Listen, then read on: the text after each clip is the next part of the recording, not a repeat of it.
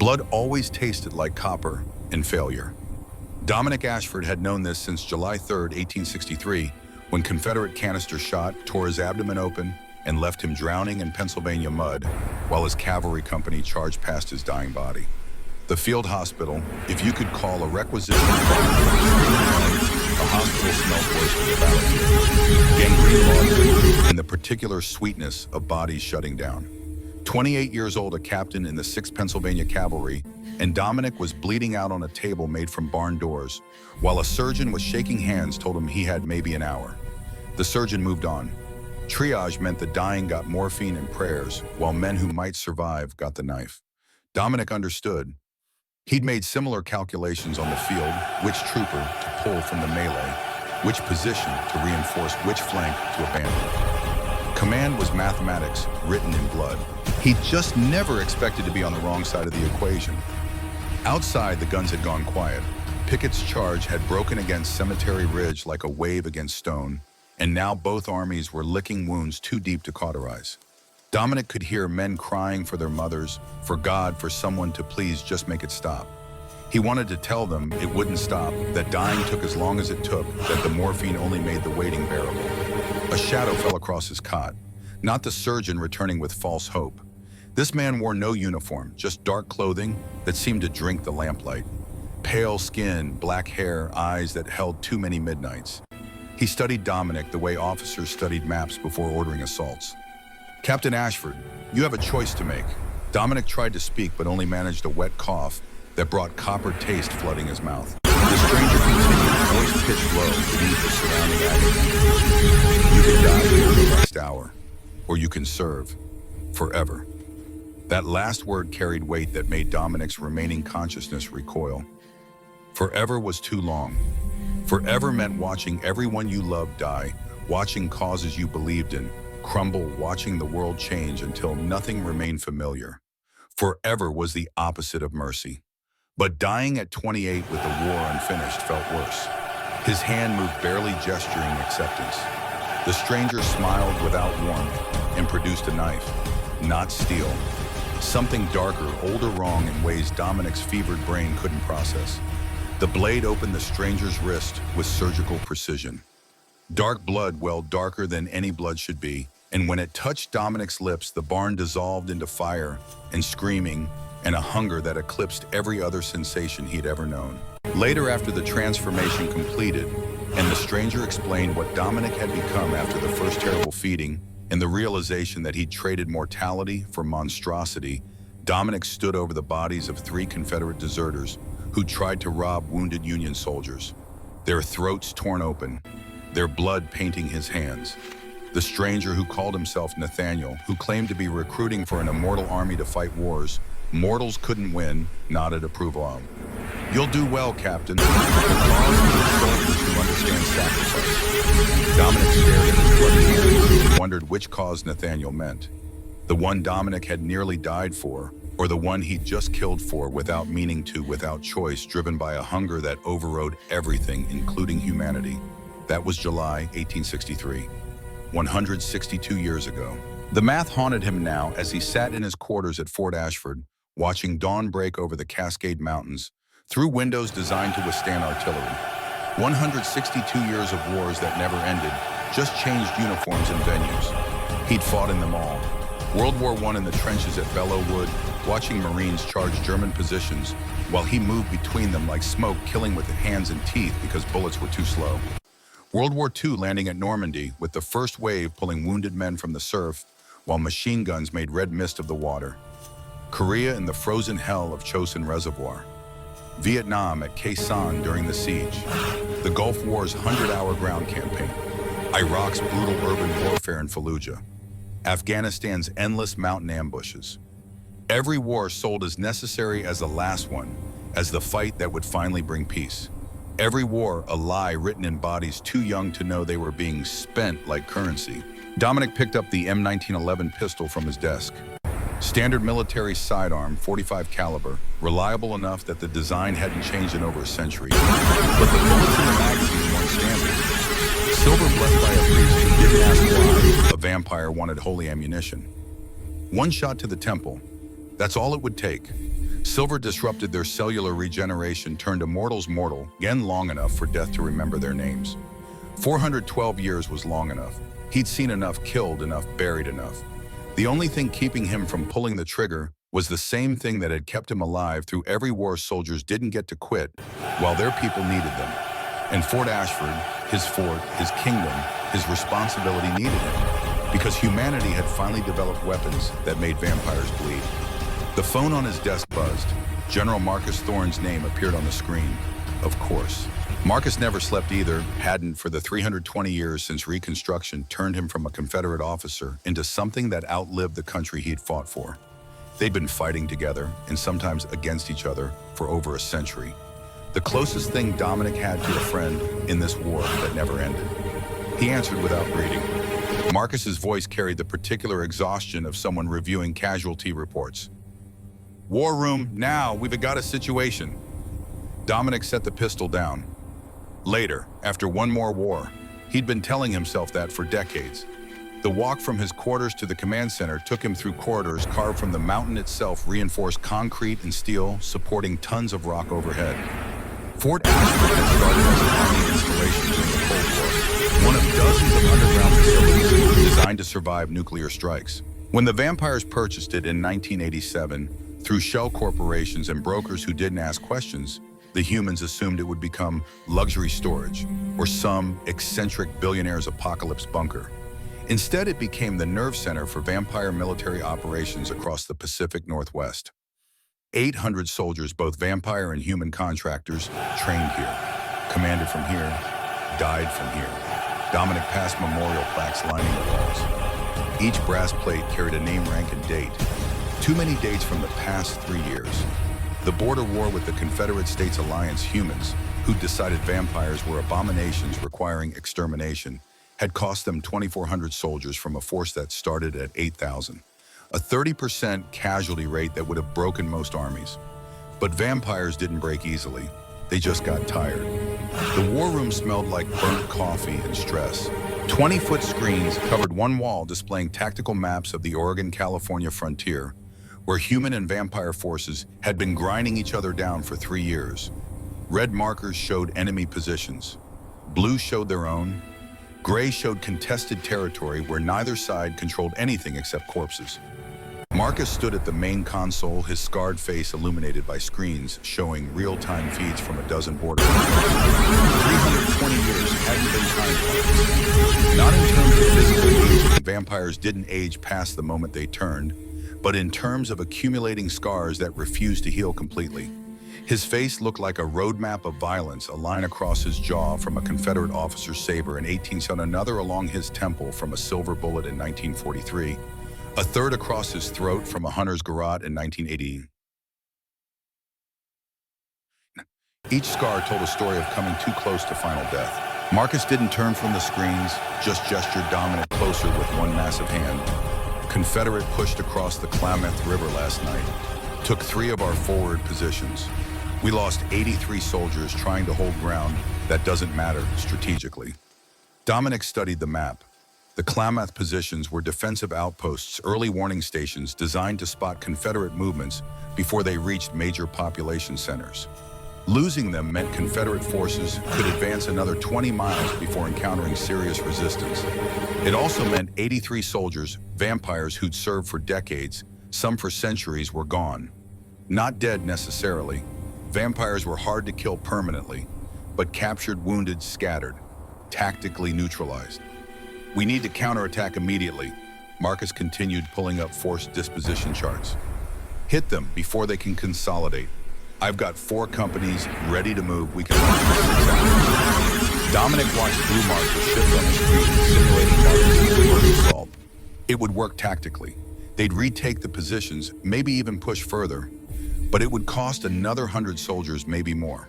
Confederate forces had new weapons now, UV artillery, that could burn through vampire healing silver fragmentation rounds that spread blessed metal through flesh, like cancer chemical agents that disrupted their enhanced senses. Fighting them wasn't like fighting humans anymore. It was like fighting an enemy that had studied vampires for centuries and finally figured out how to kill them efficiently. No, Marcus turned surprised, briefly cracking his tactical mask. Sir Dominic kept his eyes on the map, on the mathematical reality of attrition warfare. We don't have the forces for another offensive. Every soldier we spend taking those positions is a soldier we can't use defending the next attack. So we just let them advance, let them take territory we've held for 30 years. I'm saying we pick battles we can win instead of dying for symbolic victories. Marcus's jaw tightened, the muscle jumping beneath his scar tissue. That's not the Dominic Ashford I fought beside in World War I.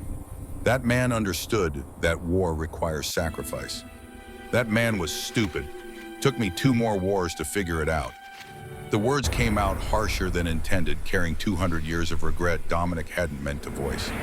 Marcus heard it anyway, studying a particular concern of someone watching a brother walk toward him. You're compromised. Have been for months, maybe longer. I'm realistic. There's a difference. Because from where I'm standing, you've been questioning every order, second-guessing every strategy, treating casualties like personal failures instead of tactical costs. Marcus moved closer, voice dropping to the register they used when discussing things that couldn't be said in front of subordinates. You're thinking about the gun again. Don't lie to me. Dominic didn't. They'd known each other too long for lies to work. Every day. Then step down. Let me run operations. Take leave, get your head straight, come back when you remember why we're fighting. I remember perfectly. That's the problem.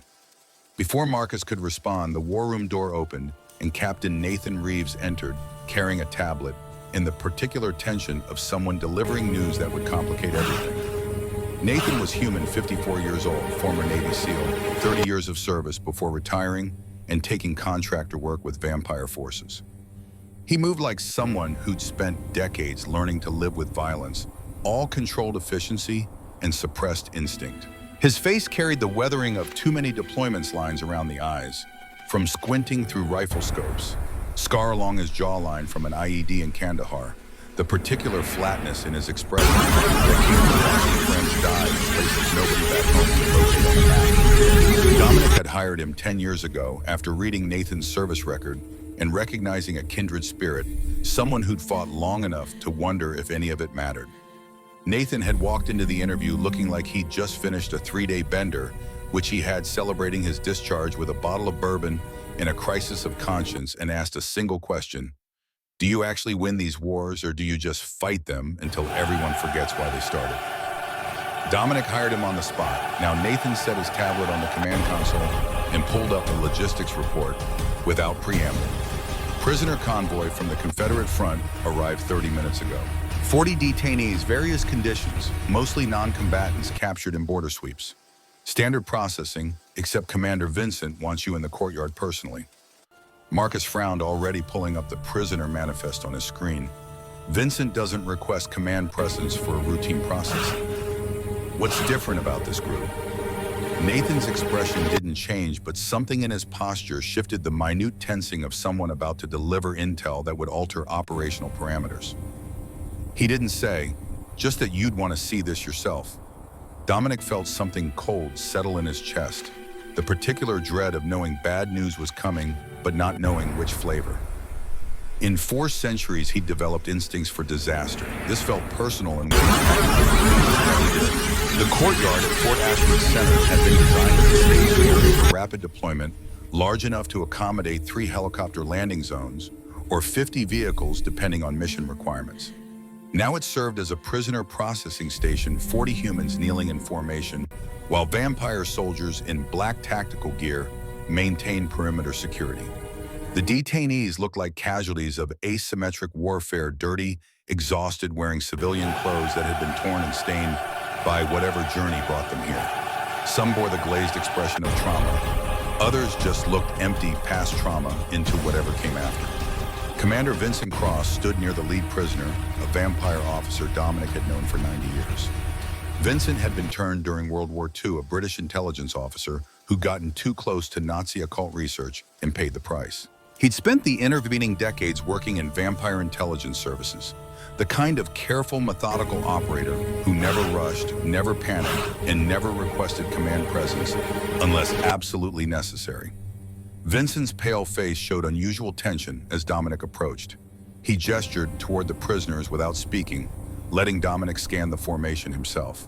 Standard triage: 40 humans, various ages and conditions. Most would go to work details while intelligence screened them for military information. Confederate forces had been capturing civilians from border towns and pressing them into labor camps, treating their own people like expendable resources. Vampires didn't kill prisoners, that was human behavior. They just put them to work until the war ended and repatriation could be arranged. Dominic's eyes moved across the formation, mechanically cataloging faces he'd forget by tomorrow, because command couldn't afford to remember every casualty. Then his gaze locked on a figure in the third row, fifth position from the left, and the 412 years of carefully constructed emotional control shattered, like porcelain dropped from a great height. Blonde hair matted and dirty, hanging in tangles that couldn't quite hide a face carved hollow by malnutrition and systematic abuse. 27 years old by the look of her, though trauma aged people in ways calendars couldn't measure. She knelt with the mechanical precision of someone who'd learned that stillness kept you alive, that drawing attention meant punishment, that survival required erasing yourself until nothing remained that could be hurt. Her eyes, blue eyes that might have held life, once stared at the concrete without seeing it, focused on some internal landscape where the present couldn't reach. Around her neck, hanging from a leather cord, so worn it was nearly black with age and sweat, was an obsidian insignia in the shape of a cavalry unit marker. Union Army, 6th Pennsylvania Company C. The same insignia Dominic had worn at Gettysburg before dying and becoming something else. The same insignia he'd given to a 7-year-old girl 20 years ago in a burning village in Oregon. When she looked at him with gratitude, so pure it had hurt more than silver, and promised to help him somehow, someday, because that's what children believed, that promises meant something. The name surfaced from memory with perfect clarity, despite 2 decades of trying to forget Claire Morrison.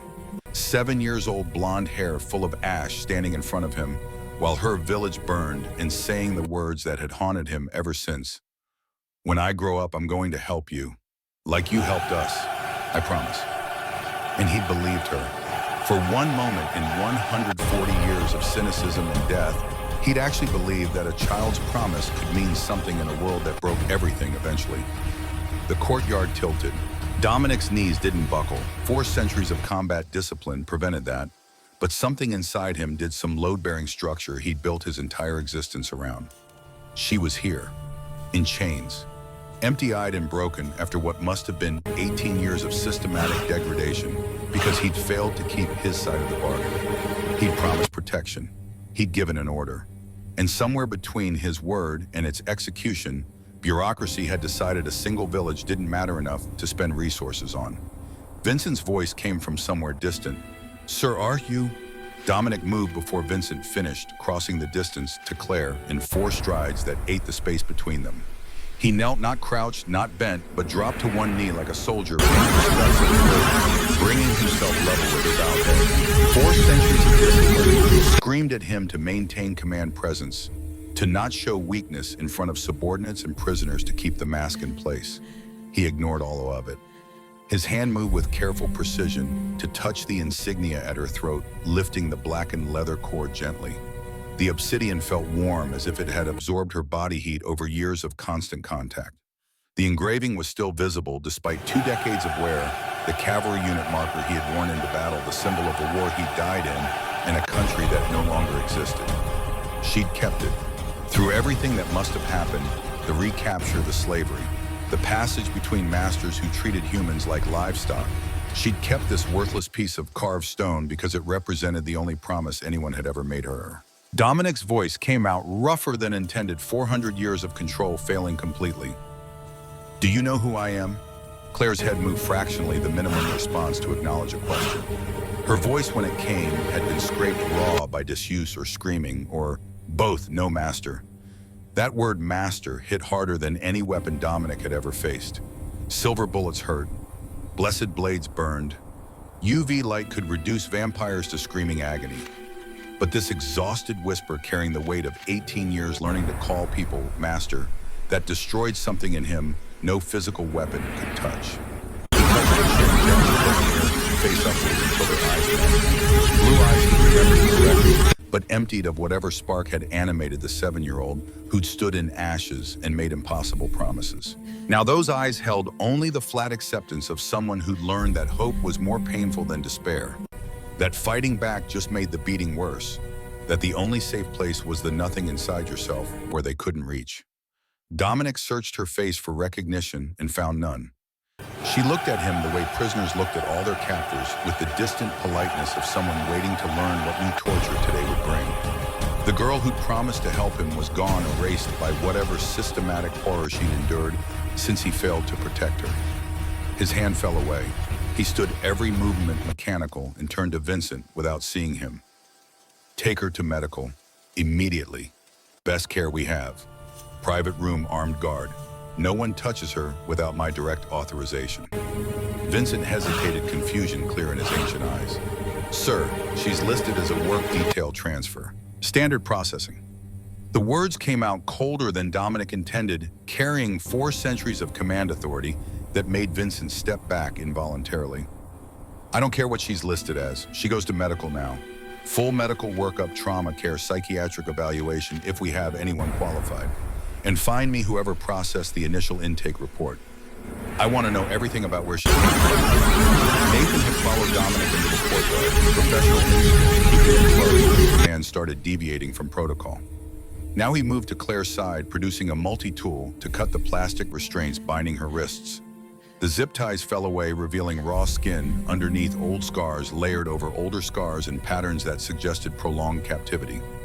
Nathan didn't react beyond a slight tightening around his eyes, the 1,000-yard stare of someone who'd seen enough atrocities to recognize them by signature. Ma'am, can you walk? Claire's response was to stand immediately, moving with the robotic efficiency of someone trained to follow orders without thought. She swayed slightly, malnutrition making her balance precarious, but remained upright through what looked like pure force of will. Nathan steadied her with a hand on her elbow, the touch impersonal as a medic's, and guided her toward the medical facility entrance.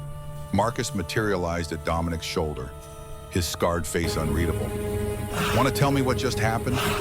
Not here. Understood. But Dominic, Marcus pitched his voice low enough that only vampire ears could catch it. You just prioritized a single prisoner over standard protocols in front of 40 subordinates and 39 other detainees. That's going to generate questions. Let them question. I'm serious. You know her. Personally, that's going to complicate everything. Dominic finally looked at Marcus, letting his oldest friend see the epic behind his man mask. She's someone I made a promise to 20 years ago, and I failed her. Understanding flickered across Marcus's face, the kind that came from knowing someone long enough to read between the words, the Ashford Village girl. Jesus Christ, Dominic. Get me everything Confederate intelligence has on her. Where she was captured, who held her, what happened in between. And Marcus, Dominic's voice dropped to a register that made the general's spine straighten instinctively. I want to know why our protection order for Ashford Village wasn't enforced. That was 20 years ago. Records from regional command's personnel long since rotated. Then dig through the archives until you find out. Someone decided my order wasn't worth following. I want to know who and why. Marcus nodded once, the crisp acknowledgement of a soldier receiving orders he'd execute regardless of personal opinion. He moved toward the command center, already pulling out his phone to start tasking intelligence assets. Dominic remained in the courtyard, surrounded by prisoners who carefully avoided looking at him and guards who definitely were. Command presence demanded he address the situation, explain the deviation from protocol. Protocol, reassert control. Instead, he turned and walked toward the medical facility, following Nathan and Claire. Because for the first time in decades, maybe centuries, protocol could burn. She was here. The girl who'd believed in promises.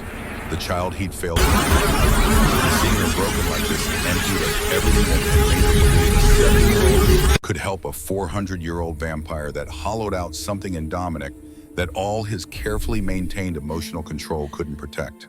The medical wing occupied Fort Ashford's north section, a 100-bed facility staffed by a mix of vampire physicians and human specialists who'd signed contracts requiring they not ask certain questions.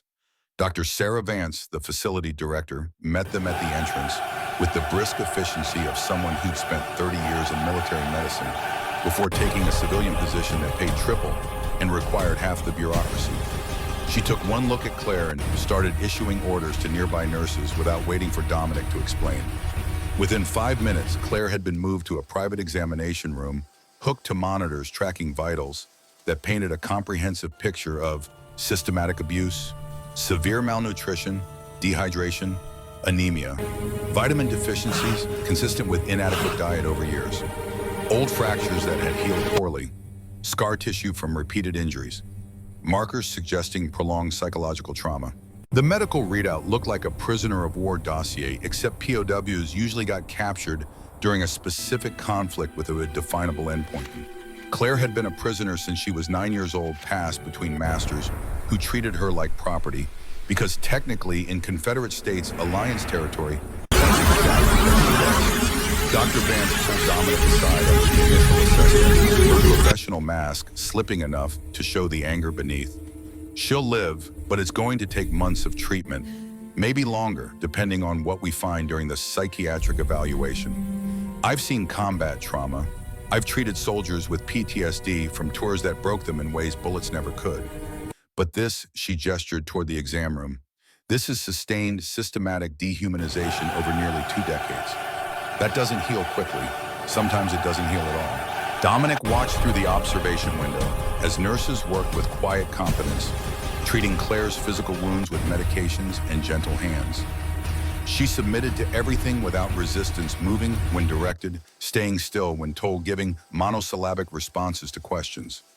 The mechanical compliance of someone who'd learned that cooperation was the only path to survival.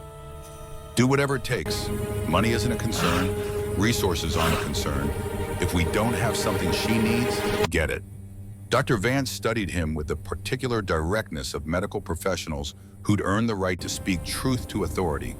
Sir, I'll do everything medicine allows, but understand that some damage can't be undone, especially when it's this deep and lasted this long. The best we can hope for is teaching her to live with it. That assessment followed Dominic as he left the medical wing and returned to the command center. The conference room attached to the building held a dozen senior officers, all of whom had been pulled from other duties by Marcus's urgent summons. They stood as Dominic entered old protocol from military traditions that predated most of their individual existences, but he waved them down immediately. Sit, this isn't formal. I need information, not ceremony. Lieutenant Commander Vincent Cross pulled up files on the main display, his British accent crisp despite 90 years in American service. Prisoner intake documentation shows she was captured 3 weeks ago during a Confederate raid on a supply convoy near the California border. She'd been attached to the convoy as labor support, specifically laundry detail, for a Confederate military installation in Northern California. Prior to that, we're working backward through fragmentary records, but it appears she's been in Confederate territory since approximately 2007. 18 years. The math lined up with Dominic's memory of when he'd last seen her, a 7-year-old child in a burning village, making a promise she was too young to understand meant nothing in a world that broke promises like glass. 2 years later, she'd have been 9 when the second raid came, when whatever protection Dominic thought he'd provided failed to materialize. Where exactly was she captured in 2007? What happened to Ashford Village? Vincent's fingers moved across his tablet, pulling up archived reports that had been filed and forgotten in the vast bureaucracy of vampire military operations. Ashford Village, Oregon, was attacked by human raiders in late 2007. The village was marked as disputed territory in regional command records, which meant no garrison assignment, no patrol coverage, no emergency response protocols. I gave explicit orders that village was under our protection, full coverage. Yes, sir. Your order went to Regional Commander Phillips, who was responsible for Oregon Territory at that time. Phillips marked it as received, but appears to have reclassified it as disputed rather than protected during a budget review 3 months later. Marcus leaned forward, his scarred face hardening with the particular anger of a career soldier discovering administrative failure. Why would he reclassify it? Vincent pulled up internal memoranda from 2005, the bureaucratic paper trail that explained how promises died. Phillips was facing a 30% budget cut from Central Command. He needed to reduce garrison commitments across his entire region. Ashford Village was a low-priority asset, small population, minimal strategic value located in an area with low Confederate activity. Reclassifying it from protected to disputed freed up resources he could allocate elsewhere. In the second raid, different group than the first. Brennan's raiders had been eliminated, but their attack apparently drew attention to the region. A group calling themselves the Sons of Liberty hit Ashford Village in November 2007, killed approximately 30 civilians, burned most structures, took survivors as captives, sold them to Confederate labor contractors. Dominic's hands curled into fists beneath the conference table nails, cutting into palms hard enough to draw blood that would heal within seconds. Phillips had taken Dominic's direct order, an order from the Supreme Commander of Vampire Forces in North America, and overridden it for budget reasons. A 7-year-old girl had spent 18 years in slavery because some regional bureaucrat decided protecting her village wasn't cost-effective. Where is Phillips now? Vincent's expression went carefully neutral. Retired, sir. Moved to Vancouver 2 years ago. Hasn't been active in command for a decade. Marcus caught Dominic's eye with a slight shake of his head, the silent communication of someone who knew exactly what murderous impulse was being suppressed and was strongly recommending against it. Going after a retired officer for decisions made 20 years ago sets bad precedent. He ignored a direct order. He made a tactical judgment with incomplete information during a budget crisis. That's what regional commanders do. You want to court-martial everyone who's ever modified orders to fit local conditions. We'll run out of officers by Tuesday. The logic was sound. Marcus had always been better at logic than Dominic, better at seeing the tactical picture without emotion distorting the analysis. But logic didn't change the fact that Claire Morrison stood in the ashes and promised to help us who kept his worthless cavalry because it represented hope in a world that offered none, had been broken systematically because some vampire bureaucrat needed to make his numbers work. Captain Nathan Reeves, who'd been standing near the door throughout the briefing, finally spoke with the careful tone of someone introducing complication. Sirs, we have another problem. Confederate States Alliance has already sent a communication regarding the prisoner convoy. They're demanding the return of specific individuals, including Claire Morrison. Marcus pulled up the Confederate message on the display. Official letterhead, diplomatic language, aggressive, subtext. The Confederate States Alliance hereby requests the immediate repatriation of civilian detainees captured during recent border operations, including but not limited to one, Claire Morrison, human female, age 27, currently held at Fort Ashford. The Confederacy is prepared to offer prisoner exchange at a rate of 30 captured vampire soldiers for this individual's return. The room went silent. 30 vampire soldiers was an extraordinary exchange rate, 10 times the normal ratio for prisoner swaps. Confederate command was explicitly valuing one human woman as worth more than an entire vampire platoon. That kind of asymmetric exchange meant either Claire carried intelligence value Dominic couldn't see, or Confederate forces wanted her for reasons that had nothing to do with normal military practice. Wow. Dominic's question cut through the silence. Why is she worth 30 of our soldiers to them? Vincent pulled up supplementary intelligence reports connecting threads that painted an increasingly disturbing picture. Confederate propaganda has been circulating stories about an Ashford martyr for the past 6 months. A human woman who survived 18 years of vampire slavery who represents hope for human resistance against vampire oppression. The stories are vague on specifics, but heavy on symbolism. We dismissed it as standard propaganda until now. You're saying they want her for propaganda purposes? Partially, but sir, there's more. Vincent's voice dropped, carrying the weight of intel that changed operational parameters. We've received reports from intelligence assets in Confederate territory suggesting they're developing biological weapons, specifically weapons targeting vampire physiology. The program requires human test subjects with specific genetic markers. The implications settled over the room like fallout, invisible but lethal. Biological weapons meant Confederate forces had moved beyond conventional warfare into existential threat territory. Vampires could survive almost anything. Bullets, blades, fire if they move fast enough, but engineered pathogens targeting their unique cellular structure. That was a threat nothing in 4 centuries of warfare had prepared them for. Marcus leaned back in his chair, tactical mind visibly working through scenarios. If they're developing bioweapons, they need test subjects. Humans with unusual blood composition, old families. What are old families? Nathan asked the human in a room full of vampires requesting translation of vampire-specific terminology. Vincent answered before Marcus could. Centuries ago, certain human lineages served as mediators between vampire covens and human settlements. They negotiated peace treaties, managed disputes, facilitated coexistence.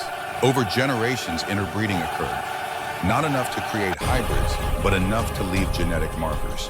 These families, called old families or old blood, carry trace vampire DNA. And that matters because their blood chemistry is unique.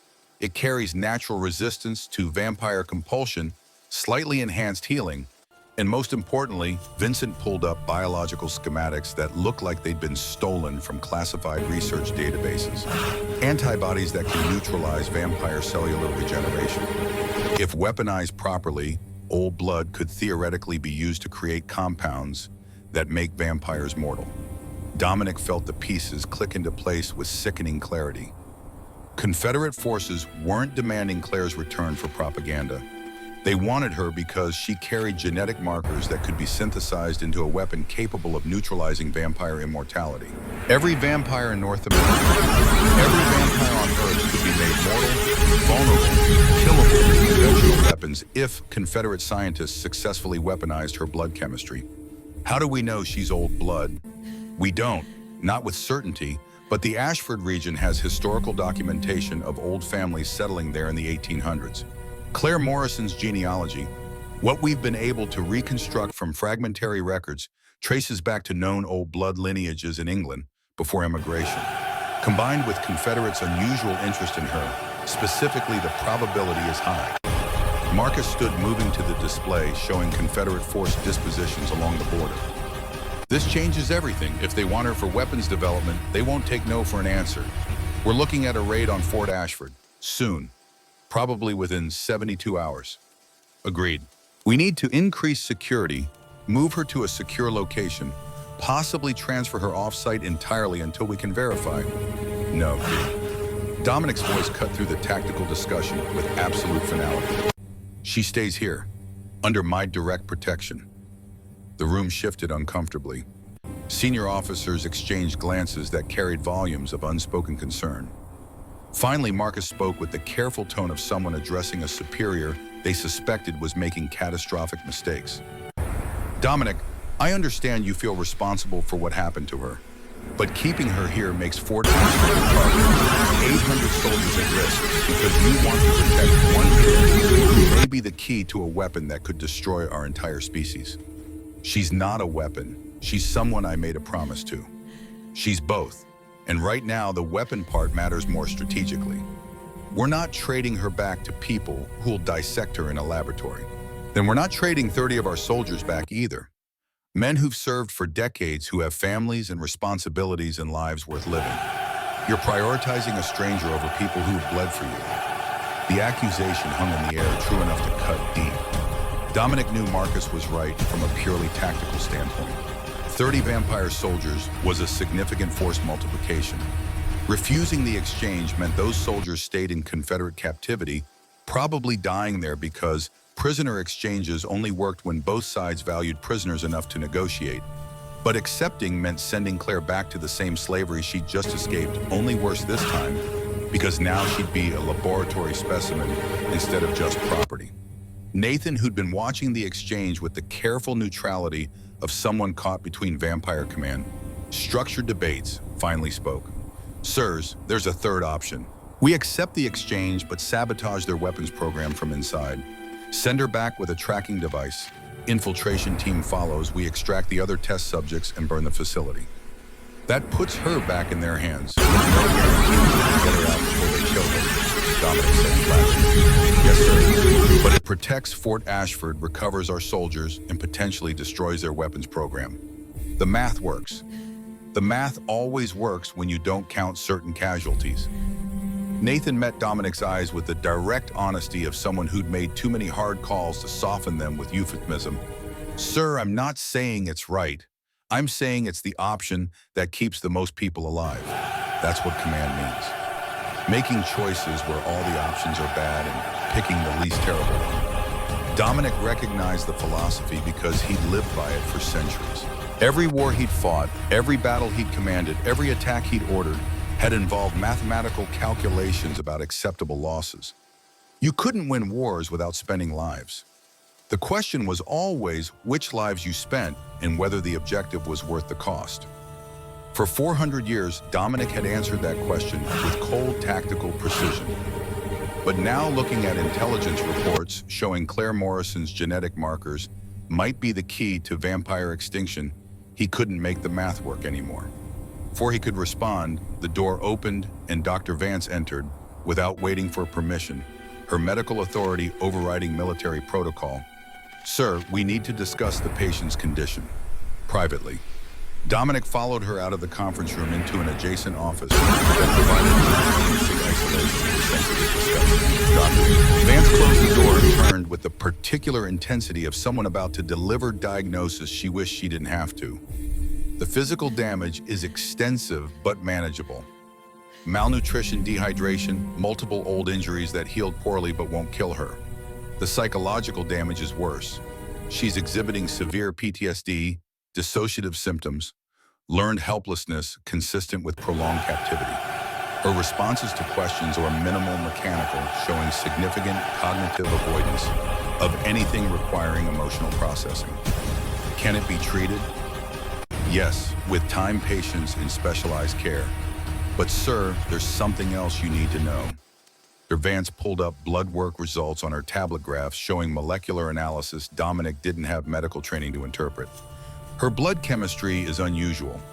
Not enough to be obvious without deep analysis, but once you know what you're looking for, the markers are clear. She's carrying genetic sequences that shouldn't exist in pure blood humans. Vampire DNA fragments integrated at the chromosomal level. She's old blood. More than that, she's one of the purest examples I've seen in 30 years of studying vampire genetics. Her lineage must trace back to families that had extensive contact with vampires for multiple generations. The implications. I know the implications. Confederate wants to weaponize the blood. Dr. Vance's expression hardened. Then you understand that keeping her here is dangerous. If Confederate intelligence knows what she carries, they'll do whatever it takes to get her back. Raid this facility, kill everyone in the way because genetic material this pure is irreplaceable. How many other old blood carriers exist? Unknown. The families scattered centuries ago intermixed with broader human populations. Genetic markers dilute over generations. Most modern descendants probably don't carry enough vampire DNA to be useful for weapons development. She pulled up a map showing population genetics across North America, red markers indicating potential old blood concentration areas. Our intelligence suggests Confederate forces have been systematically identifying and capturing individuals from high-probability regions. If Claire Morrison is here, there are probably others in their custody already. Dominic studied the map, seeing the outlines of a program that had been running for years without Vampire Command recognizing it. Confederate forces hadn't just been fighting a conventional war. They'd been conducting genetic warfare, quietly assembling biological weapons capability, while vampire leadership focused on tactical victories and territorial control. By the time anyone realized what was happening, Confederate scientists would have synthesized compounds that could neutralize vampire immortality, deploy them via aerosol or water supplies, and turn a 3-year border war into an extinction campaign. How long would it take to weaponize old blood? If they have genetic material, competent scientists 6 months to develop a viable compound, another 3 to manufacture sufficient quantities for large-scale deployment.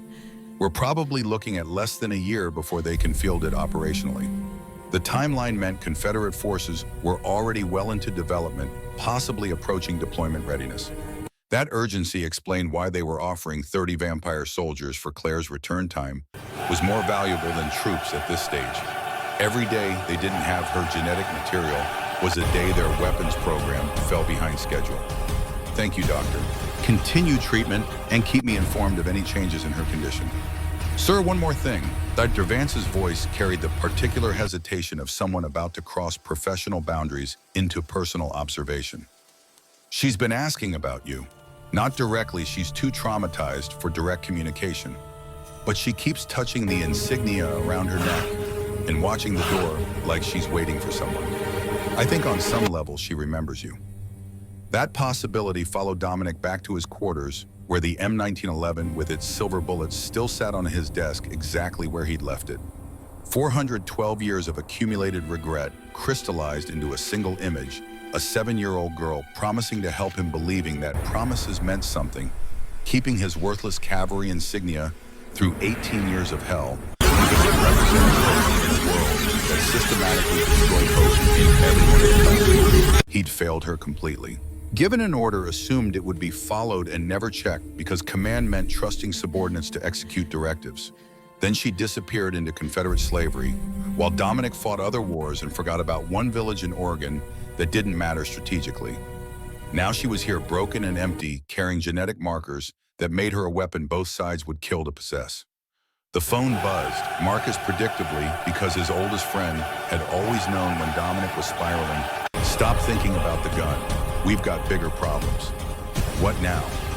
Confederate response to our refusal of prisoner exchange just came through. They're giving us 72 hours to reconsider. After that, they'll consider it an act of war justifying escalated military action. That's diplomatic language for, we're going to raid your facility and take her by force. Let them try. Dominic, we can't defend against a major Confederate assault, not with our current force levels. They'll bring everything, UV artillery, air support, chemical weapons. We'll lose hundreds of soldiers defending one human who may not survive the rescue anyway. Then we'll lose them, but I'm not trading her. Silence stretched across the connection, filled with decades of shared history and increasing divergence about what that history meant. Finally, Marcus spoke with the flat tone of someone delivering a decision to fracture the relationship. I'm calling an emergency war council. Full command staff. We're going to vote on whether to accept Confederates' prisoner exchange offer. You're challenging my authority. I'm trying to save you from yourself and save 800 soldiers from dying because you can't let go of guilt over something that happened 20 years ago. Marcus's voice softened fractionally, carrying genuine concern beneath the tactical disagreement. She's not your daughter. She's not your responsibility. She's a casualty of a war that was already lost when you made that promise. Sometimes the kindest thing is accepting that you can't save everyone. I didn't try to save everyone. I tried to save one village, and I failed because I trusted the bureaucracy to follow my orders.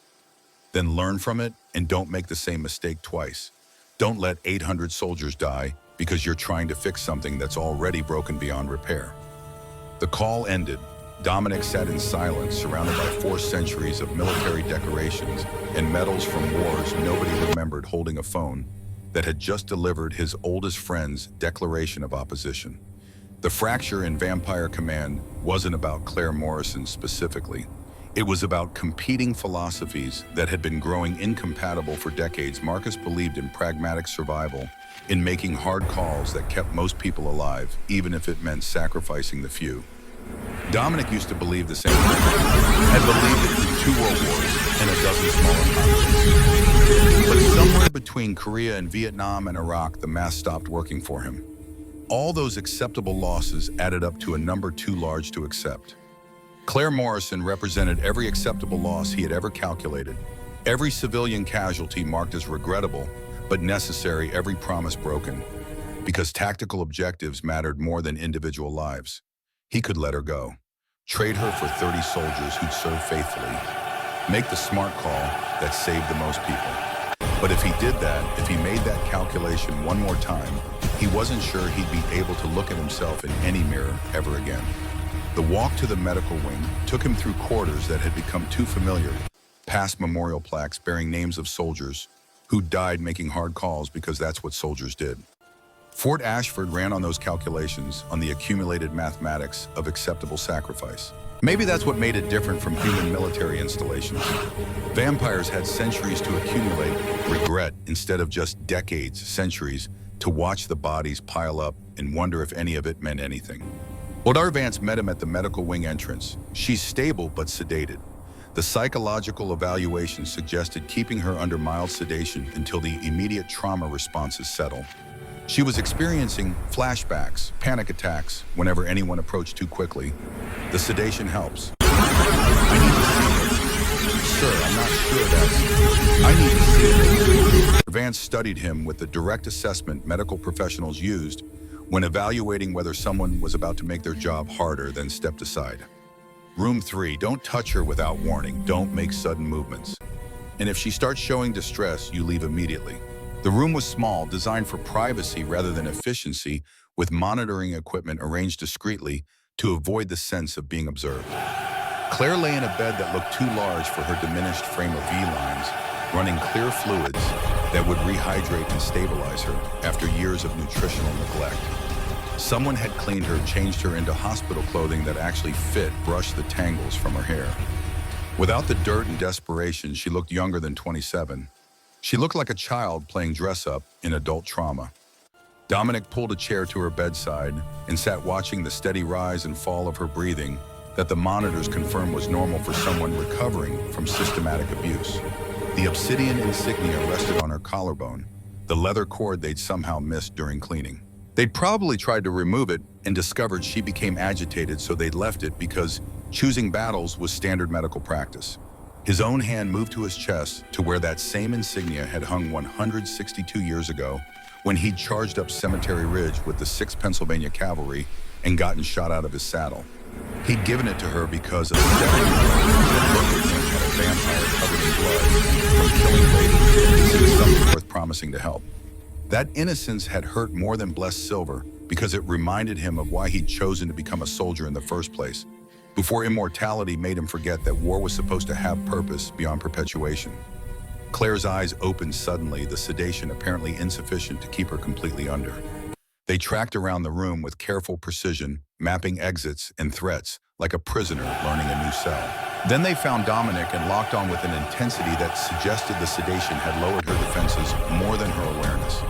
She stared at him for long seconds, breathing accelerating slightly despite the chemical calm.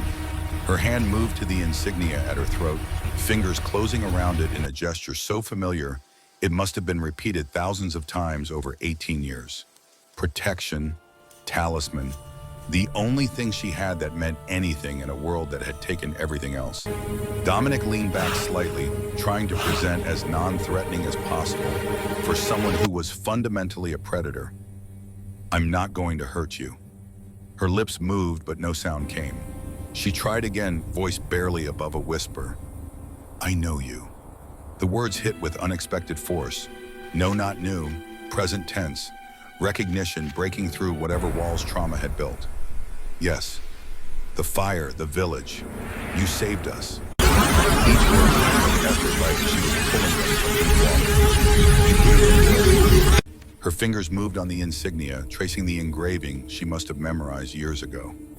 "I did. You promised." She trailed off the thought, incomplete, or perhaps too complex to navigate through sedation and trauma. "I waited." Those two words contained 18 years of hope turning into betrayal.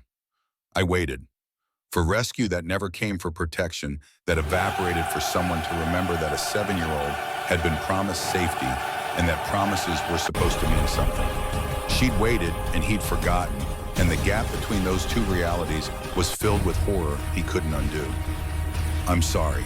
Claire's eyes closed again, either from sedation or exhaustion or the simple inability to process the apology. "They came back 2 years later. You weren't there." "I know. I called for you, I screamed for you, but you didn't come." Each word was a blade going between his ribs, precisely aimed at the spaces between the armor 4 centuries had built. He wanted to explain about bureaucracy, about budget cuts, about regional commanders making pragmatic decisions with incomplete information. But those were excuses that mattered to command structures, not to 9-year-olds watching their mothers die while screaming for help that never arrived. "I failed you." Yes, the simple agreement hurt more than accusation would have. She wasn't angry, wasn't demanding explanation or revenge. She was just acknowledging the fact he had promised protection, and that protection had failed, and she'd spent 18 years learning that promises meant nothing. Now here he was, sitting beside her bed, offering apologies that couldn't change what happened or return what she'd lost. Claire's breathing evened out as sedation pulled her back under. The last thing she said before unconsciousness claimed her was barely audible. "I kept my promise. I was going to help you. I kept it." Then she was asleep, leaving Dominic sitting in darkness, with the weight of her kept promise crushing his chest. She'd held on to his insignia through 18 years of slavery, kept the promise a 7-year-old made, because that 7-year-old believed in promises. And he'd forgotten her completely until she appeared in his courtyard carrying proof that not everyone was as cynical as 400 years of war had made him. The Emergency War Council convened at 0200 hours, all senior command staff present, despite the hour because sleeping was a luxury nobody at Fort Ashford could afford during wartime. The conference room felt different this time, carrying tension that went beyond normal tactical disagreements. This wasn't a debate about force allocation or strategic priorities. This was about whether command would support Dominic's decision or override it, whether loyalty to a 400-year-old vampire king outweighed pragmatic calculations about force preservation. Marcus stood at the head of the table, opposite Dominic's position. The symbolic arrangement made it clear this was opposition rather than counsel. Gentlemen, we're here to address a critical decision point. Confederate States Alliance has offered prisoner exchange 30 of our captured soldiers for one human civilian currently in our custody. By standard protocol, this decision would be command's discretion. However, given the strategic implications and the unusual circumstances, I'm calling for a council vote. This is a coup. Dominic's voice carried 4 centuries of command authority, but it couldn't stop what was already in motion. This is accountability. You're letting personal guilt override strategic judgment. That makes you compromised. Council has the right, has the obligation to intervene when command judgment is impaired. The argument that followed was brutal in its clinical precision. Marcus presented the tactical case Confederate forces would raid Fort Ashford within 72 hours to take Clare by force. Defending against that assault would cost hundreds of casualties. Even if they repelled the attack, Confederate would continue escalating until they either got Clare or Fort Ashford was destroyed. Meanwhile, 30 vampire soldiers remained in Confederate captivity, facing torture or execution, while Dominic prioritized one human he'd known for 30 minutes 20 years ago. Lieutenant Commander Vincent Cross supported Marcus with intelligence assessment. Claire Morrison's genetic material could be synthesized into a weapon capable of neutralizing vampire immortality. Confederate scientists are probably already working on this with samples from other old blood carriers. Whether we return her or not, the weapons program continues. But if we return her, we get 30 soldiers back and buy time to develop countermeasures. The tactical math is clear. Captain Nathan Reeves, sitting between the vampire officers with the uncomfortable awareness that his human perspective might not count for much in this debate, still spoke with quiet conviction. Sirs, with respect, I've been on both sides of prisoner exchange negotiations. I've traded enemy combatants for American soldiers. I've left local assets behind because extraction wasn't tactically viable. Every time I told myself the math worked, that getting our people home justified the compromise. But I still remember their faces, the ones we traded away, the ones we left.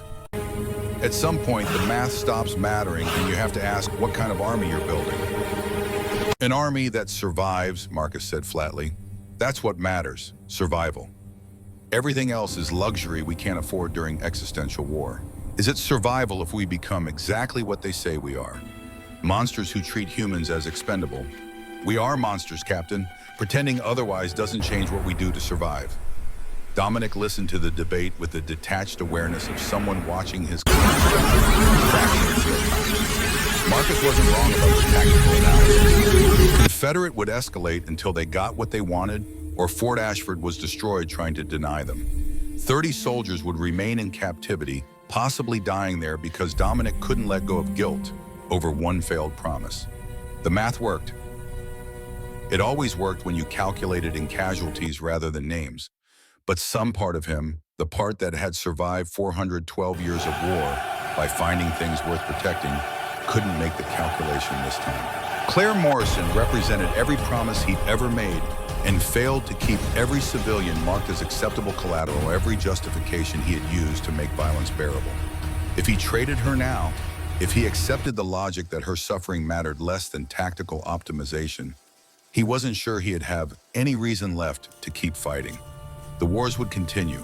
The math would always justify one more compromise. And eventually he'd wake up realizing he'd spent 4 centuries becoming exactly what he'd died fighting against. The vote was called at 0347 hours. 12 senior officers, each representing major command functions, delivering judgment on whether Dominic's decision to keep Claire Morrison constituted sound leadership or impaired judgment requiring intervention. Marcus, we accept Confederates' exchange offer. Return. Claire Morrison, recover our soldiers, prioritize force preservation. Vincent, we accept the exchange. Helena Graves, the civilian advisor who served Vampire Wars for 3 centuries, spoke with quiet weight. We refuse the exchange. The precedent of trading prisoners for weapons development sets strategic costs that outweigh tactical benefits. Nathan Reeves, we refuse the exchange. The vote continued, each officer adding their judgment to the balance. When it concluded, the count was 8 votes for accepting Confederates' offer, 4 votes for maintaining Dominic's refusal. Command consensus had overridden command authority.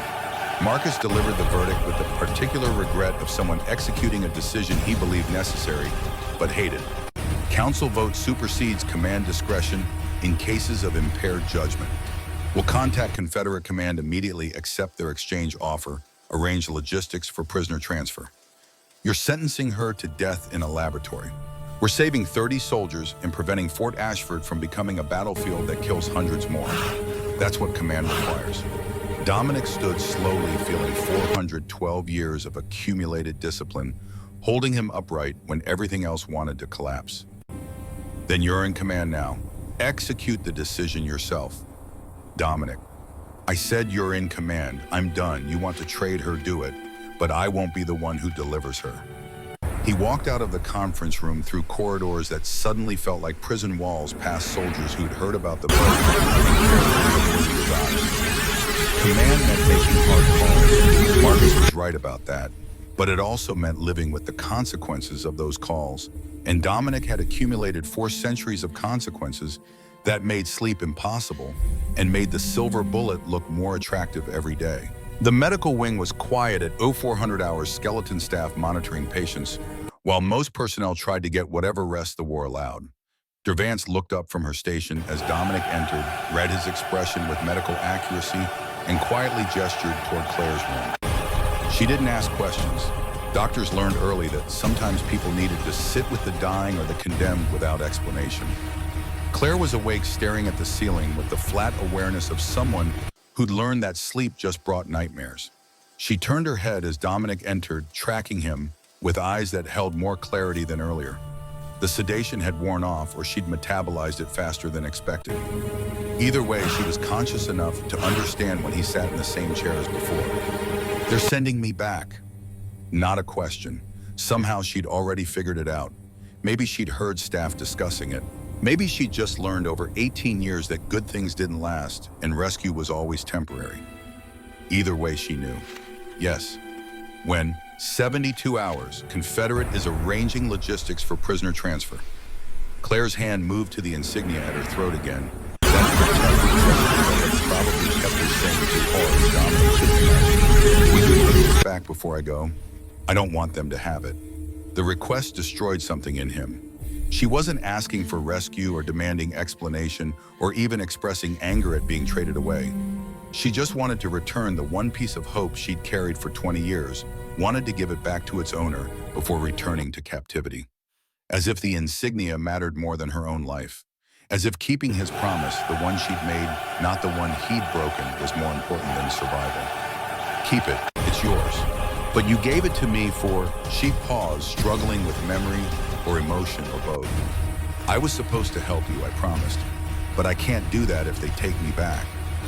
You already helped me. How I didn't do anything. I just survived. That's not helping. Dominic leaned forward, choosing words carefully because they might be the last conversation they'd have. You kept a promise for 20 years when everyone else I know breaks them before the ink dries. You held on to hope when everything around you was designed to destroy it. You reminded me that maybe promises still matter. That's more help than I've gotten from anyone in 400 years. Claire absorbed this with visible effort, trying to reconcile his words with whatever internal narrative 18 years of slavery had taught her about her own worth. Finally, she spoke with the particular clarity of someone who's accepted death and found it less frightening than anticipated. If I go back, they'll kill me. Not right away. They'll do tests, take blood, try to make weapons. But eventually they'll kill me. That's what happens to people like me. I know. So why are you letting them do it? The question held no accusation, just genuine curiosity about the mathematics that valued 30 soldiers more than her life. Dominic could have explained about force preservation, about tactical priorities, about how command required making calls, where all options were terrible, and you chose the least terrible one. But those were rationalizations that made the math bearable, not truths that changed the fundamental reality. They were trading her life for strategic advantage, and he was letting it happen because 8 senior officers outvoted him. Because I've been commanding soldiers for 300 years, and I forgot what matters. Forgot that individual lives aren't just numbers and casualty reports. Your council vote reminded me that forgetting costs more than remembering. Claire studied him with an intensity that suggested she saw more than he wanted to show. You're going to kill yourself after they take me. I can see it. You have that look my mother had before she died, like you're already gone, just waiting for your body to figure it out. The observation hit with unexpected accuracy. She'd only been conscious around him for maybe 30 minutes total, but somehow she'd read him completely. Maybe trauma taught you to recognize death in others. Maybe spending 18 years learning to survive required understanding when people had stopped trying. Maybe. Don't, please. If you die, then everything I kept this for, her hand closed around the insignia, doesn't mean anything. I kept it because I thought someday I'd find you and help you like you helped us. If you die, then I was just holding on to garbage for 20 years. The plea was more effective than any tactical argument Marcus could have made. Dominic had spent 412 years surviving for various reasons. Duty, vengeance, simple, inability to let go. But he'd never had someone explicitly ask him to live, to not give up, to keep going, because his existence mattered to them personally. Not in ways that translated to strategic value or command necessity, just in the human way of wanting someone to survive because they'd shown you kindness once. Before he could respond, alarms began shrieking throughout Fort Ashford. Not the routine alert that signaled drills or incoming communications. The emergency klaxon that meant hostile forces had breached the perimeter, that Fort Ashford was under attack, that every soldier needed to reach combat positions immediately because the war had just arrived at their doorstep. Nathan burst through the medical wing entrance tactical vest, already strapped on, rifle in hands. Sir, Confederate forces hitting the perimeter. 72 hours before they're here now. The medical wing's emergency lighting kicked in automatically, bathing everything in red that turned Claire's pale face the color of arterial spray. Dominic was moving before conscious thought engaged muscle memory from 100 battlefields overriding everything else. Nathan had already cleared the doorway, rifle up, moving toward the command center, with the practiced efficiency of someone who'd done this too many times to waste motion on panic. Claire sat up in bed despite the IV lines, eyes wide, but not with fear. Something else. Recognition maybe of a situation she'd been waiting for since the moment she woke in this too-soft bed. Her hand went to the insignia at her throat, fingers closing around it like a talisman. They came for me. Not a question. Statement of fact delivered with the flat certainty of someone who'd learned that good things ended and rescue was always temporary. Dominic paused at the threshold, every instinct screaming to reach the command center, to coordinate defense, to do what 4 centuries of military service had trained him for. But looking at Claire, small and fragile and absolutely unsurprised that violence had found her again, something in him fractured. Stay here. Lock the door after I leave. Don't open it for anyone except Dr. Vance or me. They won't stop. Not until they have me. You know that. The accuracy of her assessment made responding pointless. Dominic left without promising safety. He couldn't guarantee moving through corridors that had transformed from administrative spaces into combat zones. Soldiers rushed past in full tactical gear, vampires and human contractors mixing in the organized chaos of a military installation under attack. The difference between Fort Ashford and human bases was speed. Vampires move faster. Processed information, faster, killed faster. But Confederate forces had spent 3 years learning to compensate for supernatural advantages, and the distant thunder of UV artillery suggested they had brought enough firepower to level the playing field. The war room erupted with activity screens displaying real-time feeds from perimeter cameras and defensive positions. Marcus stood at the tactical display, his scarred face illuminated by red markers showing Confederate force positions. Too many red markers. Far too many for the skeleton crew that manned Night Watch. Report! Dominic's voice cut through the controlled chaos, 4 centuries of command authority, making everyone snap to attention automatically. Marcus didn't look away from the display. 200 operators, maybe more. They hit all 3 perimeter gates simultaneously with UV artillery and chemical dispersal.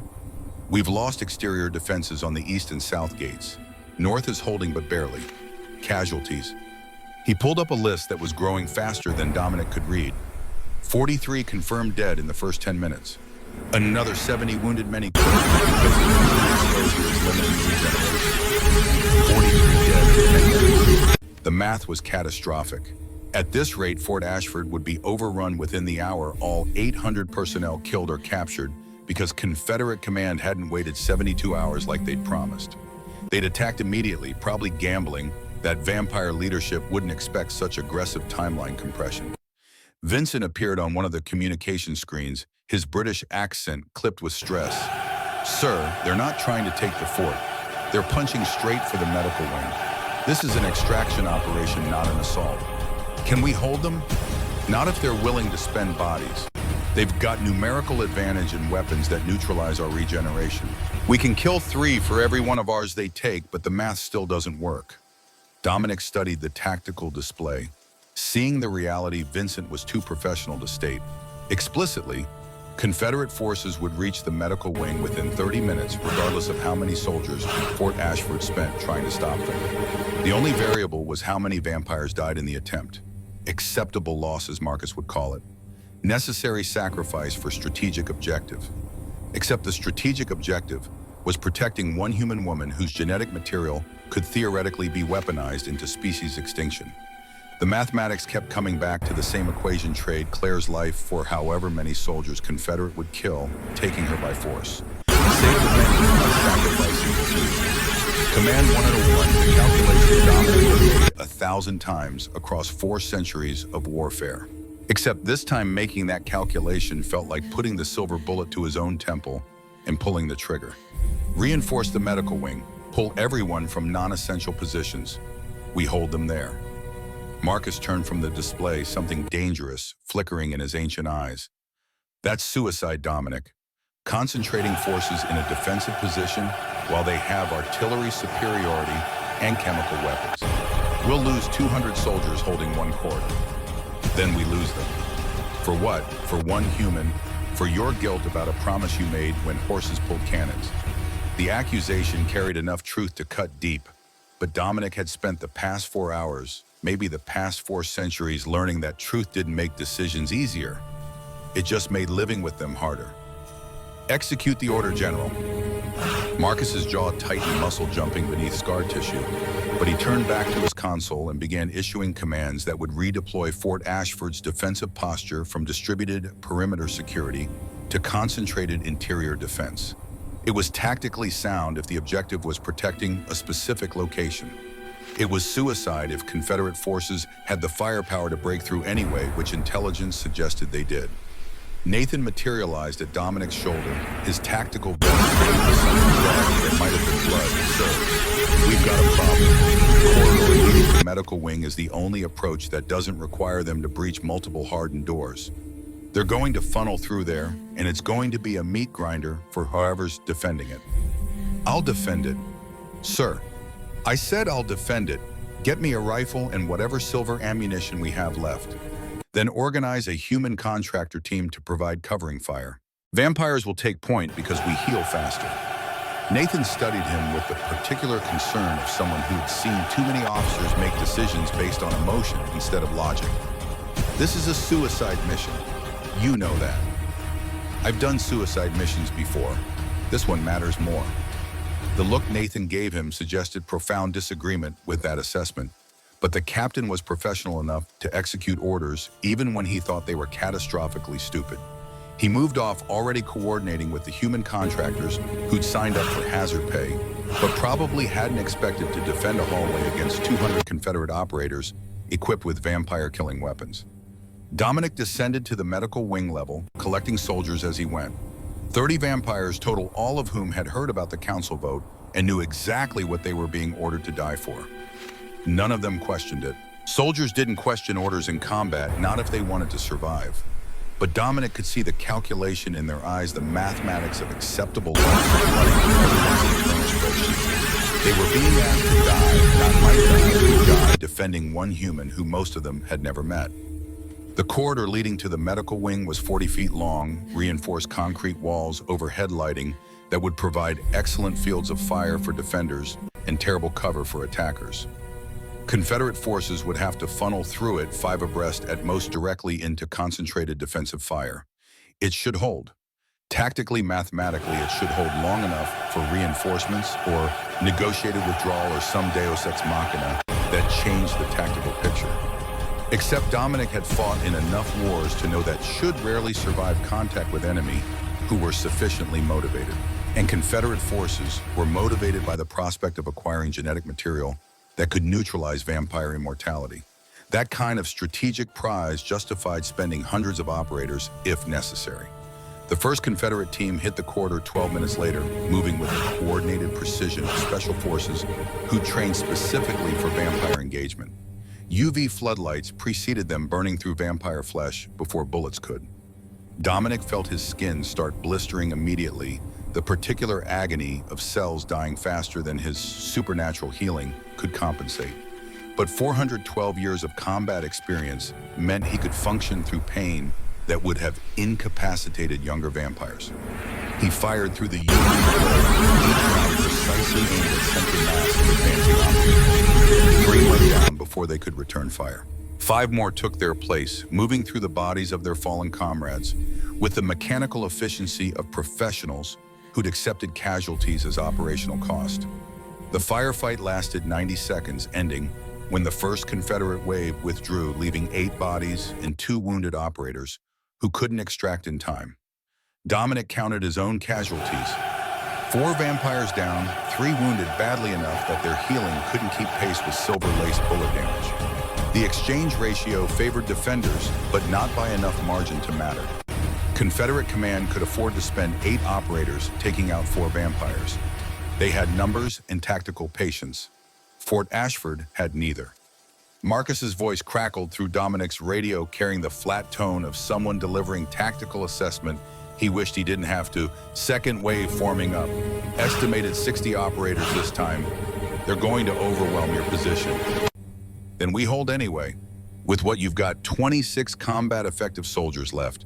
60 Confederate operators with UV support will go through you like tissue paper. What's the alternative, Marcus? Let them walk into the medical wing and take her. Yes, that's exactly the alternative. Trade 1 prisoner for ending the assault, save everyone else. It's simple mathematics. The mathematics. Always the mathematics reducing human lives. Vampire lives are numbers that could be optimized and traded and spent like currency. Dominic had lived by those mathematics for so long that questioning them felt like heresy. But staring down a corridor filled with dead soldiers who'd followed his orders into suicide defense, he couldn't make the calculation work anymore. She's not a prisoner. She's someone we're supposed to protect. She's leverage we can't afford to spend 800 lives protecting. Dominic, I'm ordering you to stand down. Let them through. You're welcome to relieve me of command and execute that order yourself. The silence that followed carried decades of friendship fracturing under tactical disagreement. Finally, Marcus spoke with the careful precision of someone choosing words that couldn't be taken back. You're compromised. Have been since she arrived. I'm calling another emergency council vote to remove you from active command. Do it after we survive the next wave. There won't be another wave if you just The radio went dead, not cut off deliberately, but destroyed by something that hit Dominic's tactical vest hard enough to crack ribs despite vampire durability.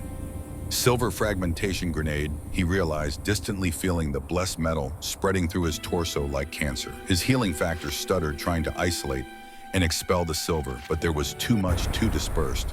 He went to one knee, rifle clattering from hands that suddenly couldn't maintain grip.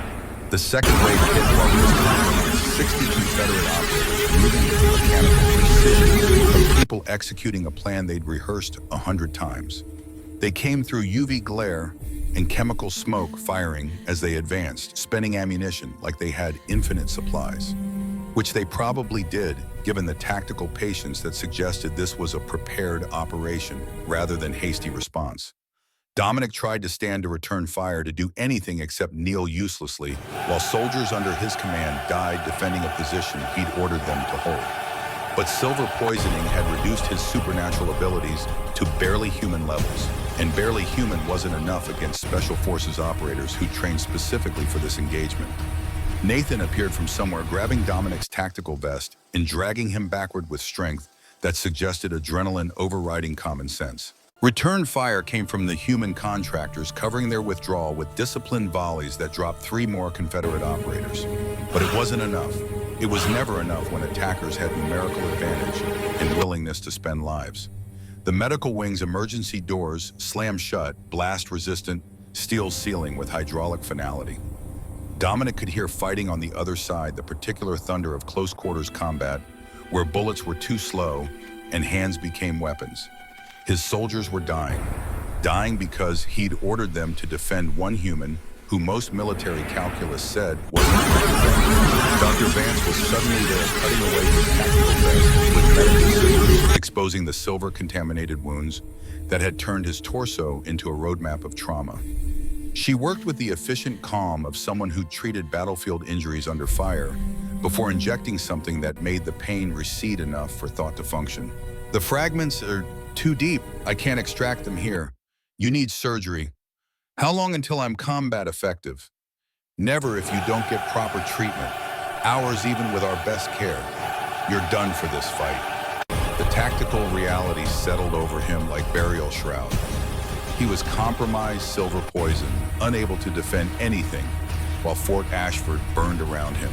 412 years of combat experience rendered useless because one lucky grenade had landed close enough to distribute blessed metal through his body.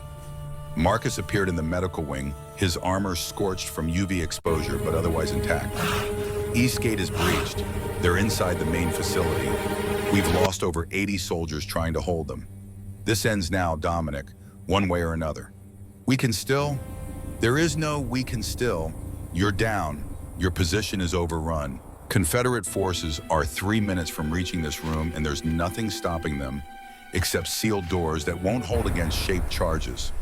Dominic tried to stand to assert command authority through sheer force of will, but his legs were exploded. Silver poisoning had reduced him to barely functional, unable to lead or fight or do anything except watch as everything he'd tried to prevent happened anyway. Claire appeared in the doorway of her room, still wearing hospital clothing, IV, line torn free from her arm. She'd heard everything Dominic realized. The fighting, the casualty reports, the tactical assessments delivered in clipped military language that translated to, "We're losing because of you." She walked forward with the particular steadiness of someone who'd made a decision and accepted its consequences. Past Dr. Vance's attempt to restrain her, past Nathan's careful positioning to intercept if necessary, straight to where Dominic knelt with silver fragments poisoning him from inside. "Let them have me." The words came out calm, almost peaceful. Not resignation, but active choice, the first decision she'd been allowed to make since arriving at Fort Ashford. "No, you're dying to protect me.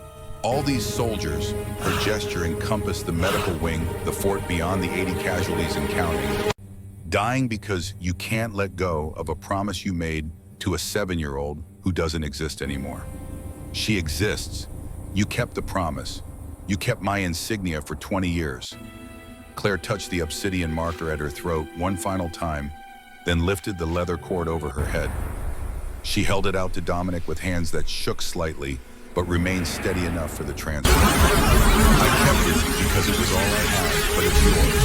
It was always yours. And I can't watch more people die because of something that happened when I was too young to understand promises cost blood.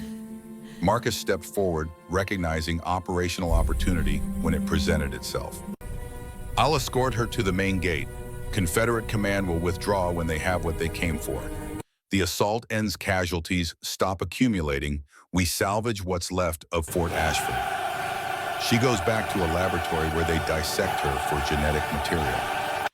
Yes, that's the cost of ending this. One life for 800. The mathematics work. Claire knelt carefully, bringing herself level with Dominic's face. The insignia dangled from her fingers between them, obsidian catching emergency lighting in ways that made it look like it was absorbing darkness. The mathematics always work when you don't count certain lives. I know. I've been on the wrong side of those calculations for 18 years, but maybe this time I get to choose which side I'm on. She pressed the insignia into his hand, fingers lingering just long enough to make sure he had it, then stood and turned to Marcus with the straight-back posture of someone who'd decided dignity mattered more than survival. Take me to the gate, General, before more soldiers die for bad mathematics. Marcus gestured to two vampire soldiers who moved to flank Claire, not restraining, but escorting. Standard prisoner transport, except prisoners usually fought or pleaded or showed some emotional response beyond calm acceptance. Claire just walked each step measured and precise, the mechanical movement of someone who'd learned that fighting made things worse, and compliance was the only path to managing suffering. Dominic tried to stand silver poisoning be damned, but his body had finally reached the limits of supernatural durability. Doctor Vance and Nathan held him down. With professional efficiency, the doctor already preparing surgical equipment to extract the fragments that were slowly killing him from inside Saul. Let me go. You need to survive, Nathan said flatly. Sir, with respect, you're done. Let them finish this.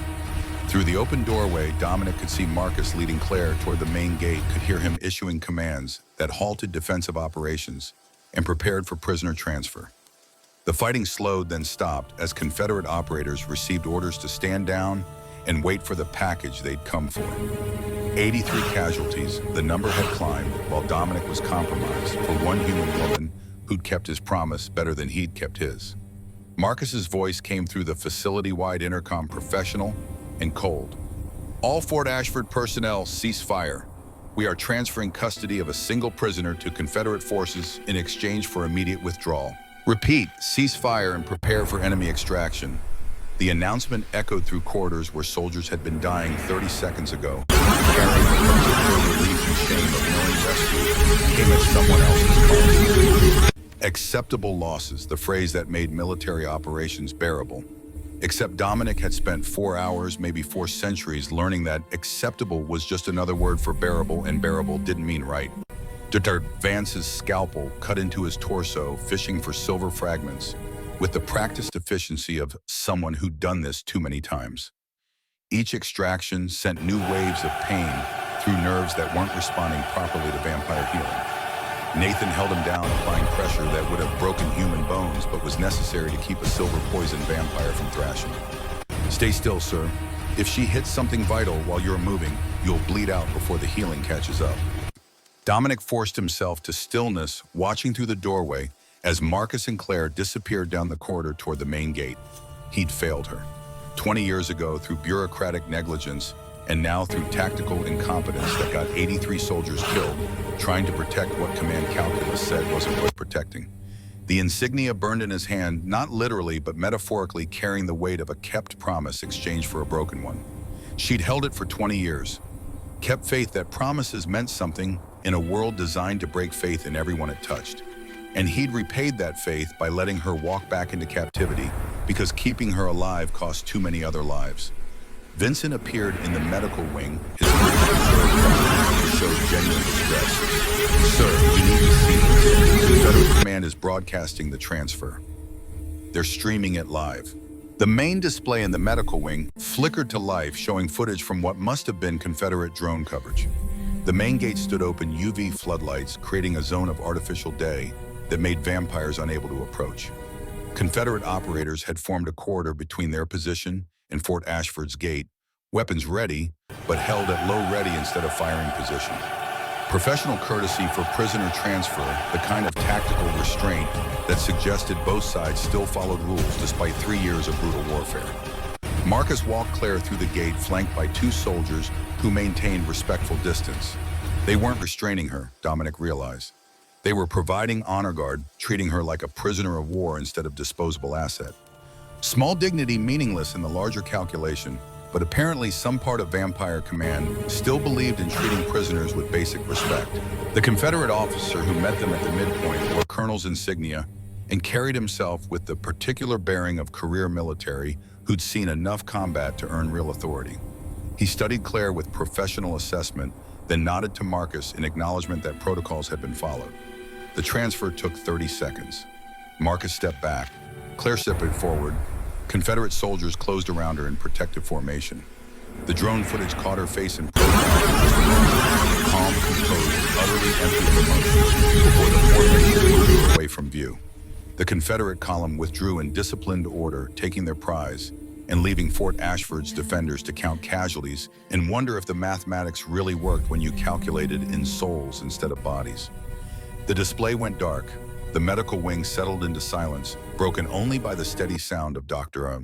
Vance's instruments extracting silver fragments from Dominic's torso.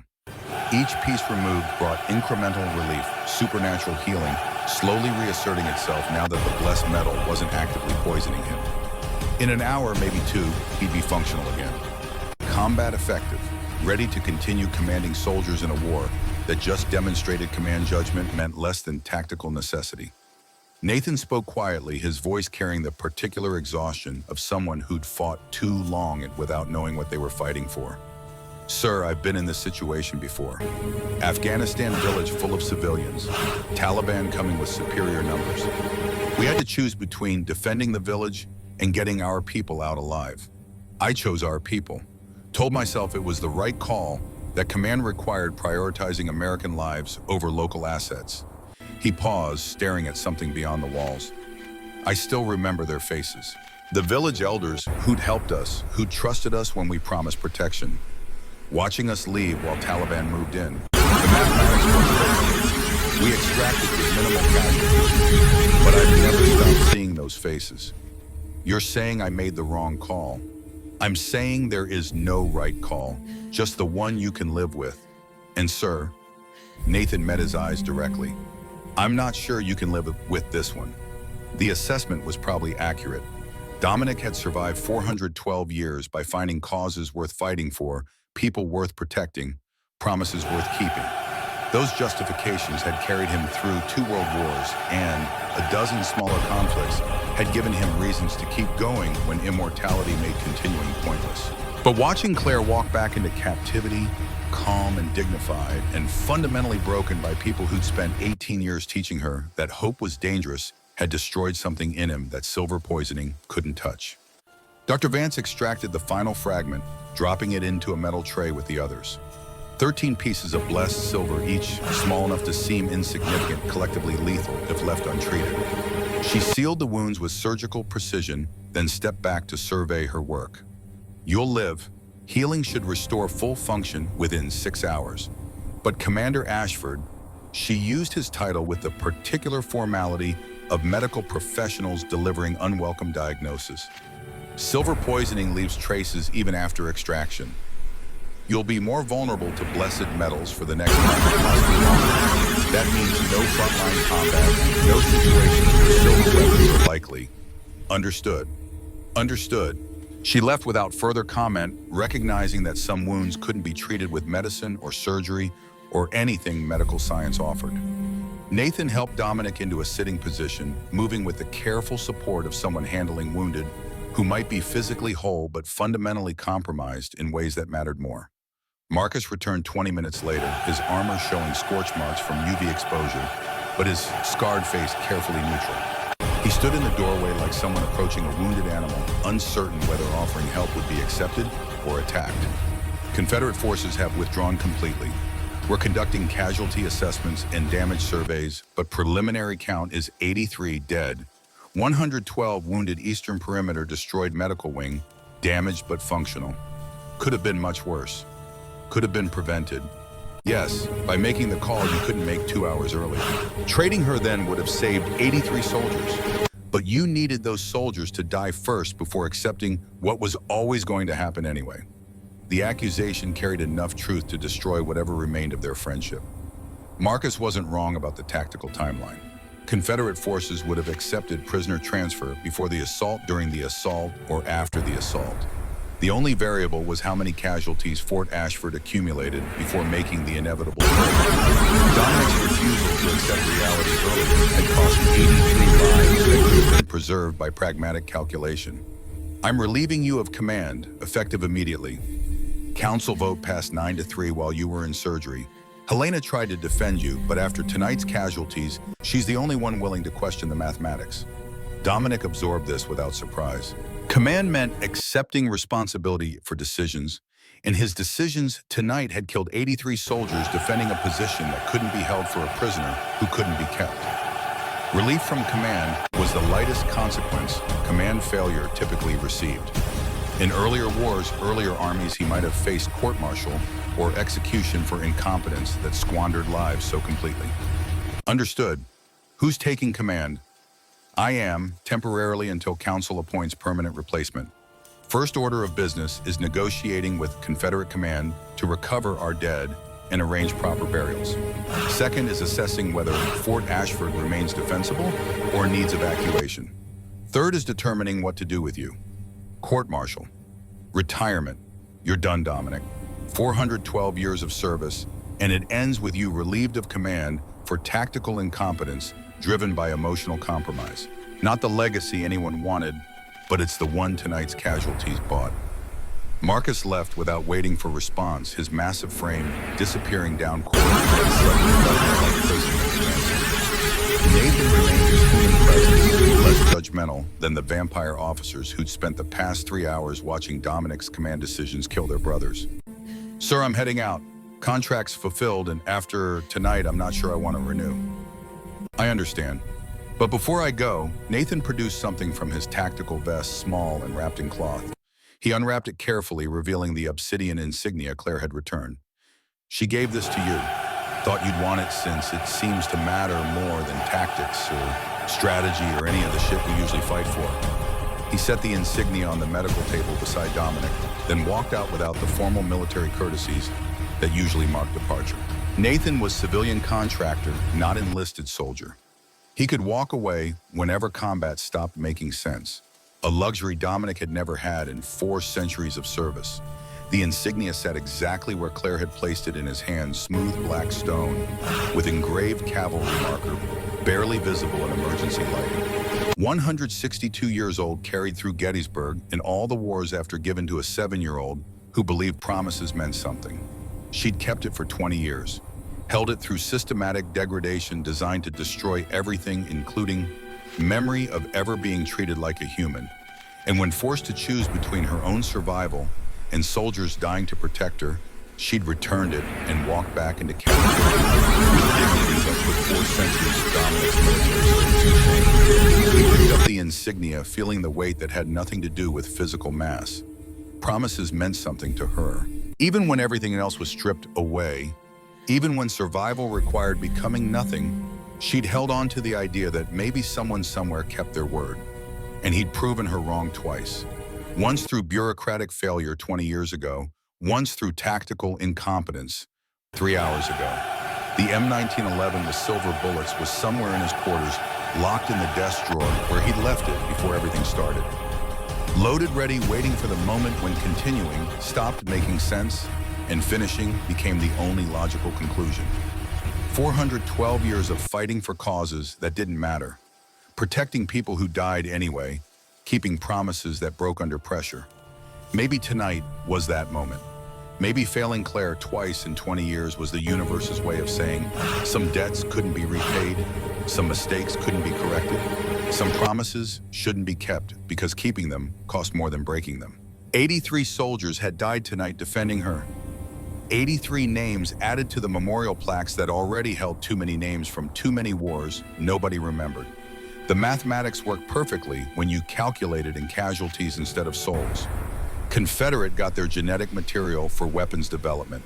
Fort Ashford got to survive with minimized losses. Command structure got restored under leadership that made pragmatic decisions based on tactical reality instead of emotional compromise.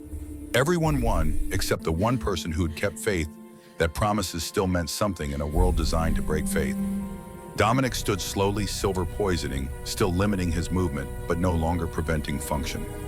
The walk to his quarters took him through corridors where cleanup crews were already working, collecting bodies and weapons and shell casings that told stories about tonight's failure. Soldiers saluted as he passed old habit that hadn't caught up to relief from command, but their eyes carried judgment that didn't require words. He'd gotten their brothers killed for nothing. Tactical incompetence dressed up as principled stand sentiment masquerading as strategy. His quarters felt smaller than before, walls pressing in with the weight of 4 centuries accumulated in too small space. The desk drawer opened with familiar resistance, revealing the M1911 exactly where he'd left it. He picked it up, feeling the comfortable weight of a weapon that had been service standard longer than most armies existed.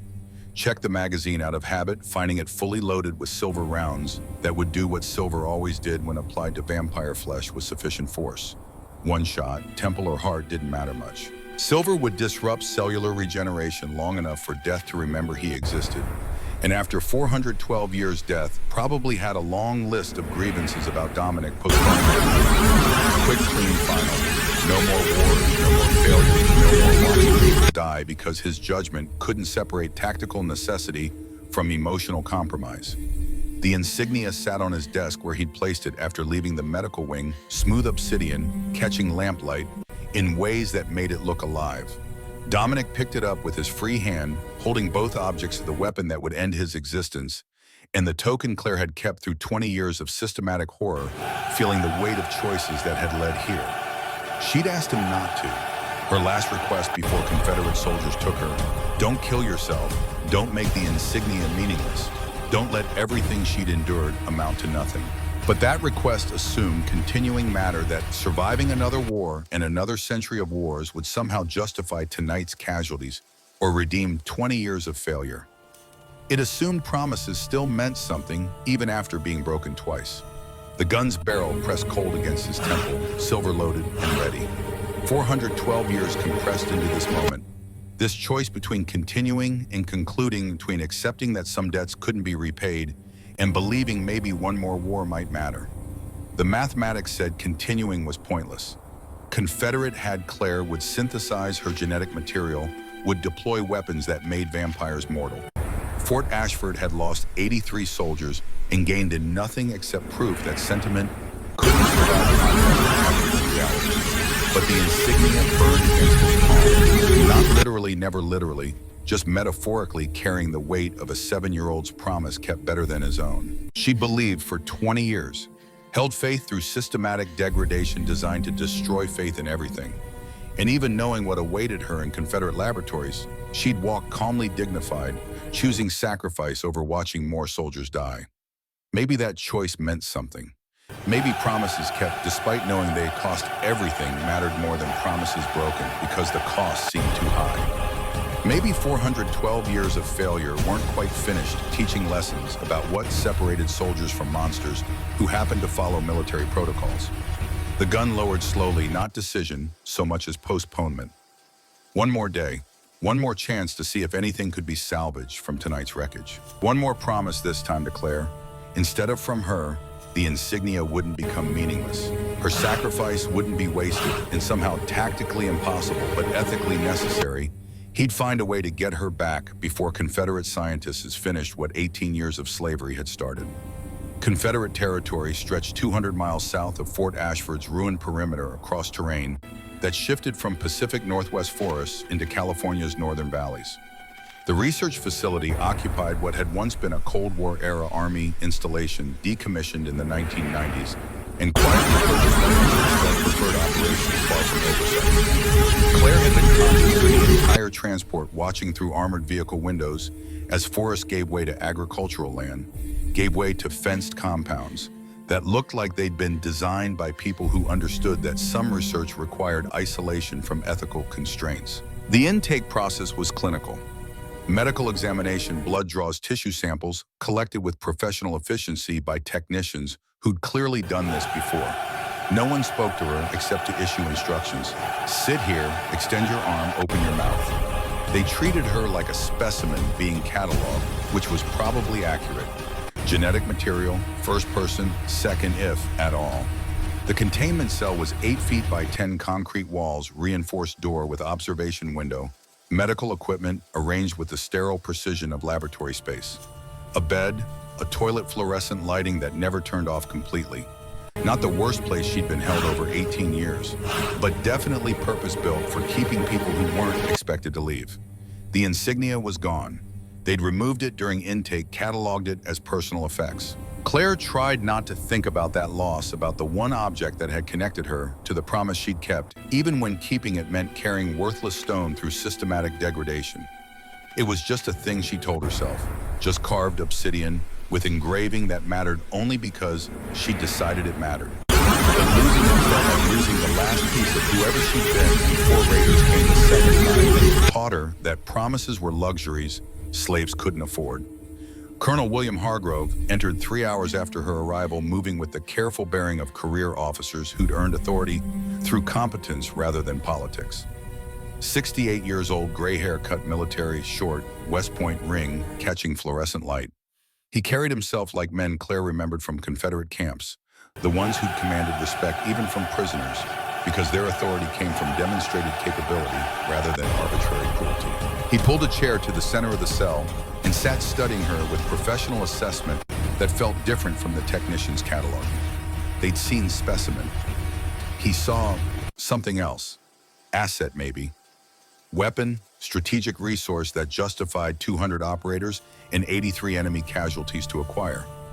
Miss Morrison, I apologize for the circumstances, but I'm sure you understand this is necessary. Claire understood that people who apologized while imprisoning you were usually more dangerous than the ones who didn't bother with pretense. She'd learned that in year 3 of captivity, when a master who claimed to regret necessity had been the worst of all 5 she'd endured. You're going to use my blood and make weapons. Kill vampires. I heard the briefings at Fort Ashford. Hargrove's expression shifted surprise, briefly cracking professional reserve. You're remarkably well-informed for someone who was catatonic. I learned to listen. 18 years of slavery teaches you that survival means knowing what people want before they ask for it. The assessment carried enough truth to make Hargrove pause, recalibrating his approach. He'd probably expected traumatized victim requiring gentle manipulation. Instead, he'd gotten someone who'd survived systematic horror by developing situational awareness that bordered on precognition. My son was Army Rangers. Good soldier, believed in duty and honor. 20 years ago, his unit was attacked by vampires during a border patrol. He survived the initial assault, but was bitten infected. The transformation was beginning when he asked me to. Hargrove's voice caught professional control fracturing. When he asked me to kill him before he became one of them. Claire watched him struggle with memory that clearly hadn't dulled despite 2 decades. Some wounds didn't heal, just scabbed over enough to function. So you did. And you've spent 20 years building weapons to justify that choice by making sure no other father has to murder his son. Yes, the honesty was almost refreshing. Most people who did terrible things dressed them up in necessity or greater good or strategic imperatives that made atrocity palatable. Hargrove just admitted he was driven by grief that had metastasized into vendetta. My blood won't bring him back. No, but it will prevent other families from experiencing what mine did. Your genetic markers, the old blood your ancestors carried, contain antibodies that neutralize vampire cellular regeneration. We've been developing a compound called Daybreak that, when deployed as aerosol, will make every vampire in the exposure zone mortal. Vulnerable to conventional weapons. Killable. That's genocide. That's pest control. Vampires are parasites pretending to be people. They drink blood, manipulate humans, treat your species like livestock. Removing them is ecological correction. Claire had heard variations of this argument from Confederate officers who'd commanded camps where she'd been held. The dehumanization was a necessary psychological step before implementing systematic violence. You couldn't exterminate people, but you could eliminate parasites, pests, things that looked human but fundamentally weren't. The logic was airtight once you accepted the initial premise, and Hargrove had clearly accepted it 20 years ago while putting a bullet in his infected son's head. When do you deploy it? 48 hours. We've been synthesizing compounds using genetic material from other old blood carriers we've acquired. Your blood is the final component. We need the purest sample we found. Once we extract sufficient quantities and complete synthesis, we'll deploy in 12 major vampire population centers simultaneously. Estimated 80% mortality within the first week. The timeline meant Confederate scientists had been working on this for years, systematically identifying and capturing old blood carriers, while vampire intelligence failed to recognize the pattern. By the time Fort Ashford realized what was happening, Confederate forces were already approaching deployment readiness. Claire was just the final piece, the genetic material that would let them manufacture compounds in quantities sufficient for continental-scale genocide. How many humans will you kill in the process? Hargrove's expression went carefully neutral. Collateral damage is estimated at minimal levels. The compound targets vampire-specific cellular markers. That's not what I asked. Before Hargrove could respond, a technician entered carrying a tablet that displayed data Claire couldn't interpret from her position. The technician's face showed the particular tension of someone delivering news their superior wouldn't want to hear. Hargrove read the screen, jaw tightening incrementally with each line. Sir, the latest modeling shows broader spectrum effects than initially projected. The compound targets regenerative cellular structures indiscriminately. That includes human stem cells, bone marrow production, certain immune functions. Projected collateral in deployment zones is... The technician paused, clearly struggling with numbers he didn't want to voice. 15 to 20% of human populations with vulnerable genetic markers. The silence that followed carried weight that made the concrete walls feel closer. 15 to 20% collateral damage meant millions of Americans dead in recent deployment. Cancer patients, transplant recipients, people with autoimmune disorders, anyone whose immune system or cellular regeneration fit profiles that Daybreak targeted. Hargrove's weapon wouldn't just kill vampires. It would slaughter humans by the millions in pursuit of species that numbered maybe 10,000 total across North America. That's unacceptable. Hargrove's voice had gone flat, all emotion scraped away, leaving only command assessment. Rerun the models. There must be refinement protocols that reduce collateral below 5%. Sir, we've run 17 iterations. The antibodies in old blood target regenerative processes at a fundamental cellular level. There's no way to make the compound vampire-specific without losing efficacy. If we narrow the targeting parameters, it won't affect vampires reliably. If we maintain current parameters, human casualties are unavoidable. Claire watched Hargrove process information that destroyed whatever moral framework he'd constructed around his vendetta. He'd spent 20 years building a weapon to avenge his son, to protect humanity from vampire predation, to ensure no other father faced the choice he'd made. And that weapon would kill millions of humans in the process, including based on the technician's careful reading of data people with medical conditions that made them vulnerable to compound cellular structures. Does Tyler appear on the vulnerability assessment? The technician's expression answered before his words. Yes, sir. Your grandson's leukemia treatment and bone marrow transplant place him in the highest risk category. If Daybreak is deployed in his region, estimated mortality probability is 97% within 72 hours of exposure. 20 years of weapons development, billions in research funding, systematic capture, and exploitation of old blood carriers, all leading to this moment.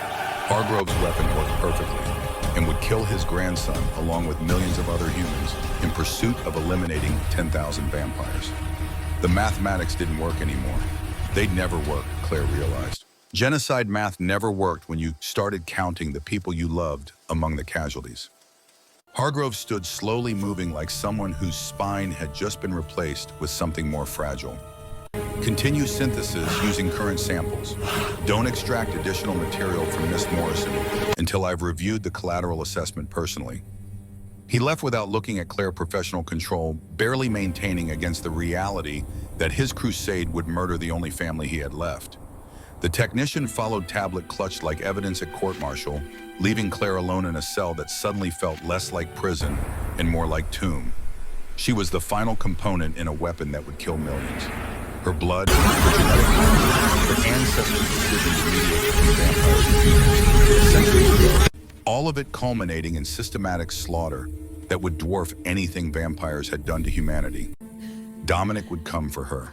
The certainty settled into her chest with weight that had nothing to do with hope and everything to do with knowing someone well enough to predict their mistakes.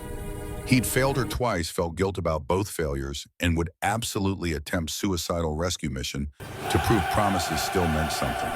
It was tactically stupid, strategically pointless, and completely inevitable, because 412 years of military service had apparently not taught him that some promises cost more than keeping them. She hoped he'd stay away, hoped someone at Fort Ashford would restrain him, lock him up, prevent whatever catastrophic gesture he was planning. But hope was dangerous, and Claire had learned over 18 years that hoping for rescue just made betrayal hurt worse when rescue never came. Fort Ashford's command structure had reorganized with the efficient ruthlessness of military institutions continuing despite leadership changes. Marcus had assumed command formally appointed by council vote that recognized his pragmatic judgment was exactly what Fort needed after Dominic's catastrophic failure. The casualty assessment was final now. 83 dead, 112 wounded eastern perimeter, requiring complete reconstruction, medical wing damage but functional.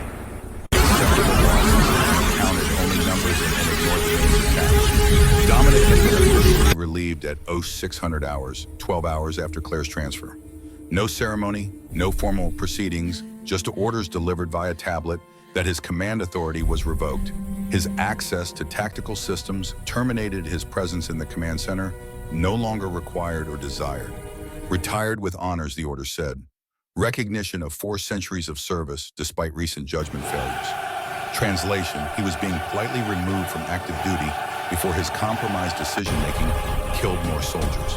He'd spent the past 18 hours in quarters that felt more like cell than residents watching tactical displays he could no longer access, and reviewing intelligence reports he no longer had clearance to read.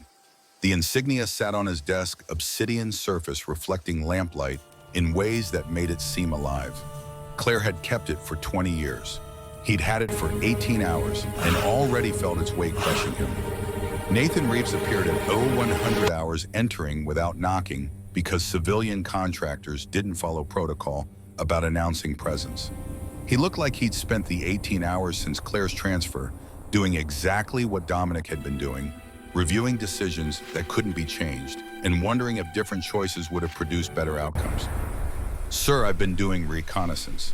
Confederate research facility is 200 miles south of current garrison estimated at 100 security personnel hardened perimeter, but the facility itself is above ground, not a bunker. That means assault is viable if you have sufficient force and willingness to accept casualties. Dominic looked up from the insignia, reading Nathan's expression with the accuracy of someone who'd commanded soldiers long enough to recognize when subordinates were offering options they knew were terrible. Marcus won't authorize rescue mission. Council vote was clear. Claire Morrison is acceptable loss in exchange for not risking more soldiers. I'm not suggesting you ask permission. The words hung in quarters that suddenly felt smaller, carrying implications that crossed from tactical disagreement into mutiny. Nathan was proposing Dominic conduct unauthorized military operation against facility, holding prisoner, that Vampire Command had officially traded away. It violated every protocol, every chain of command structure, every principle that made military organizations function. It was also exactly what Dominic had been planning since Claire walked through the gate with dignity that put 4 centuries of his service to shame. That's desertion, court-martial offense. You're already retired. Can't court-martial someone who's not in service. They'll find a way, and anyone who goes with me faces the same charges. Nathan pulled a tablet from his jacket displaying roster that made Dominic's chest tighten. I've been asking you quietly. 12 human contractors willing to volunteer. They saw what happened, saw her walk out to save soldiers she didn't know. That meant something to them, and sir, Nathan's voice dropped, carrying information he clearly didn't want to deliver. Marcus wants to see you, command center. He said, come alone. The walk through corridors Dominic had commanded for 80 years felt different now that he was civilian instead of officer. Soldiers still saluted old habit, but their eyes held pity that hurt worse than judgment. He'd been relieved of command for incompetence driven by emotional compromise. They knew it. He knew it. The entire fort knew 83 soldiers had died because their commander couldn't separate tactical necessity from guilt about broken promises. Marcus stood in the command center surrounded by displays showing Confederate force dispositions and intelligence assessments. He didn't turn when Dominic entered, just continued studying tactical data with the focused intensity of someone who'd taken responsibility for keeping 800 soldiers alive despite recent casualties. You're planning rescue mission. Don't bother denying it. Nathan's been recruiting contractors and you've been accessing classified intelligence through channels you think I don't monitor. Dominic had expected, surveillance hadn't expected Marcus to confront him directly. If you're here to stop me, you're wasting your time. I'm here because... Marcus turned finally, his scarred face showing exhaustion. Because I've been reviewing the happenings, the assaults, the casualties, the decisions that led to 83 soldiers dying. And I realized something I should have seen earlier.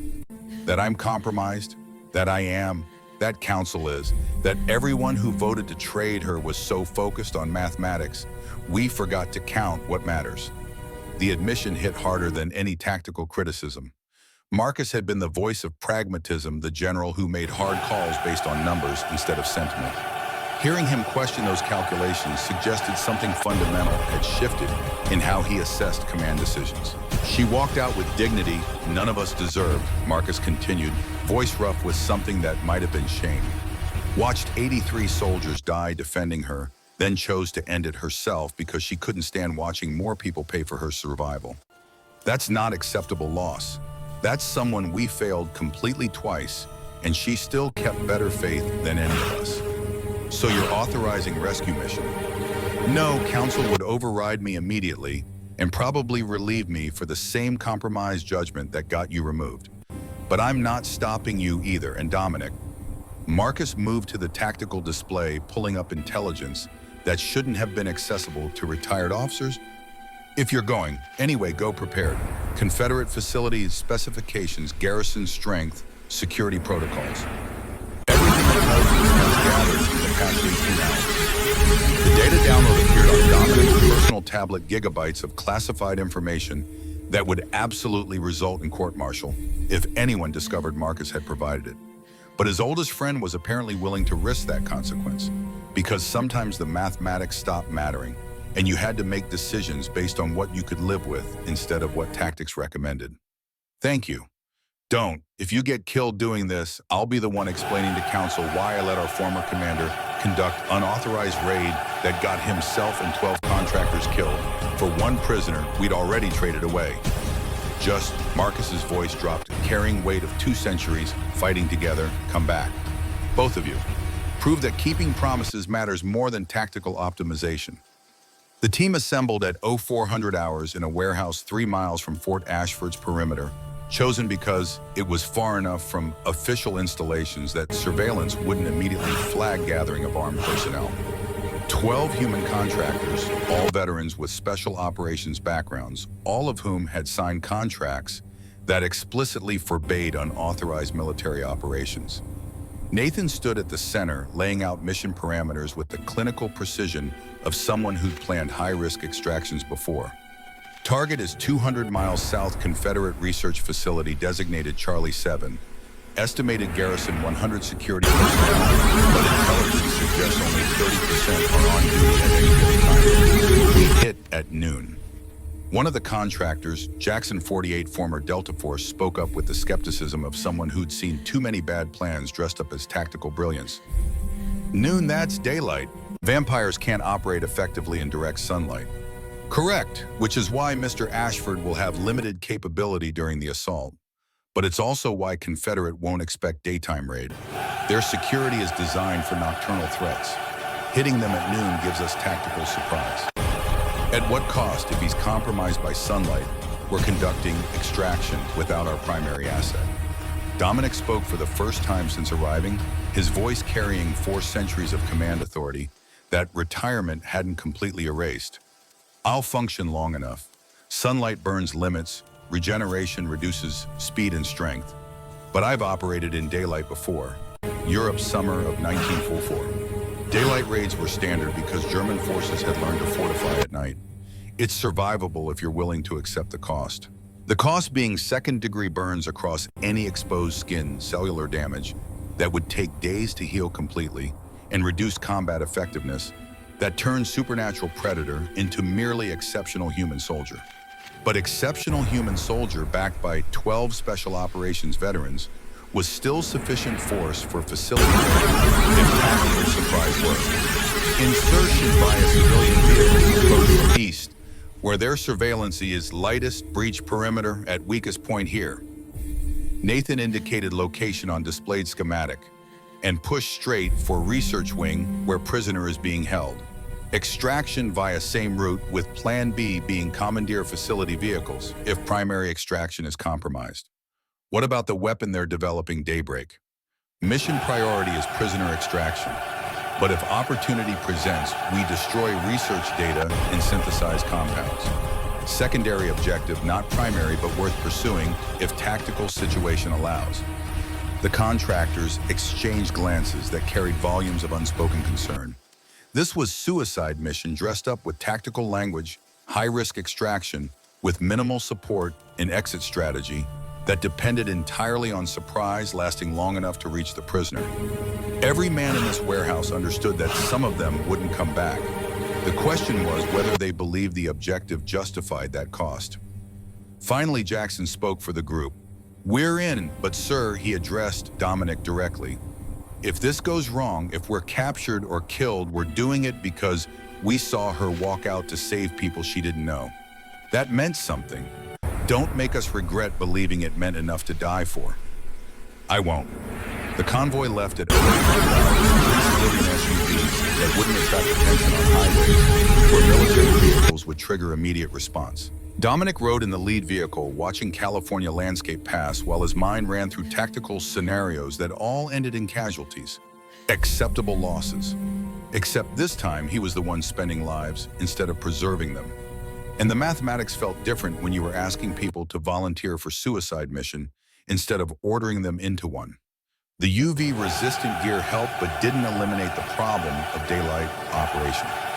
Dominic could feel sunlight through the vehicle's windows. That particular burning sensation of cells dying faster than supernatural healing could compensate. By the time they reached the facility, he'd be operating at maybe 60% capacity. Sufficient for combat, inadequate for anything requiring full supernatural abilities.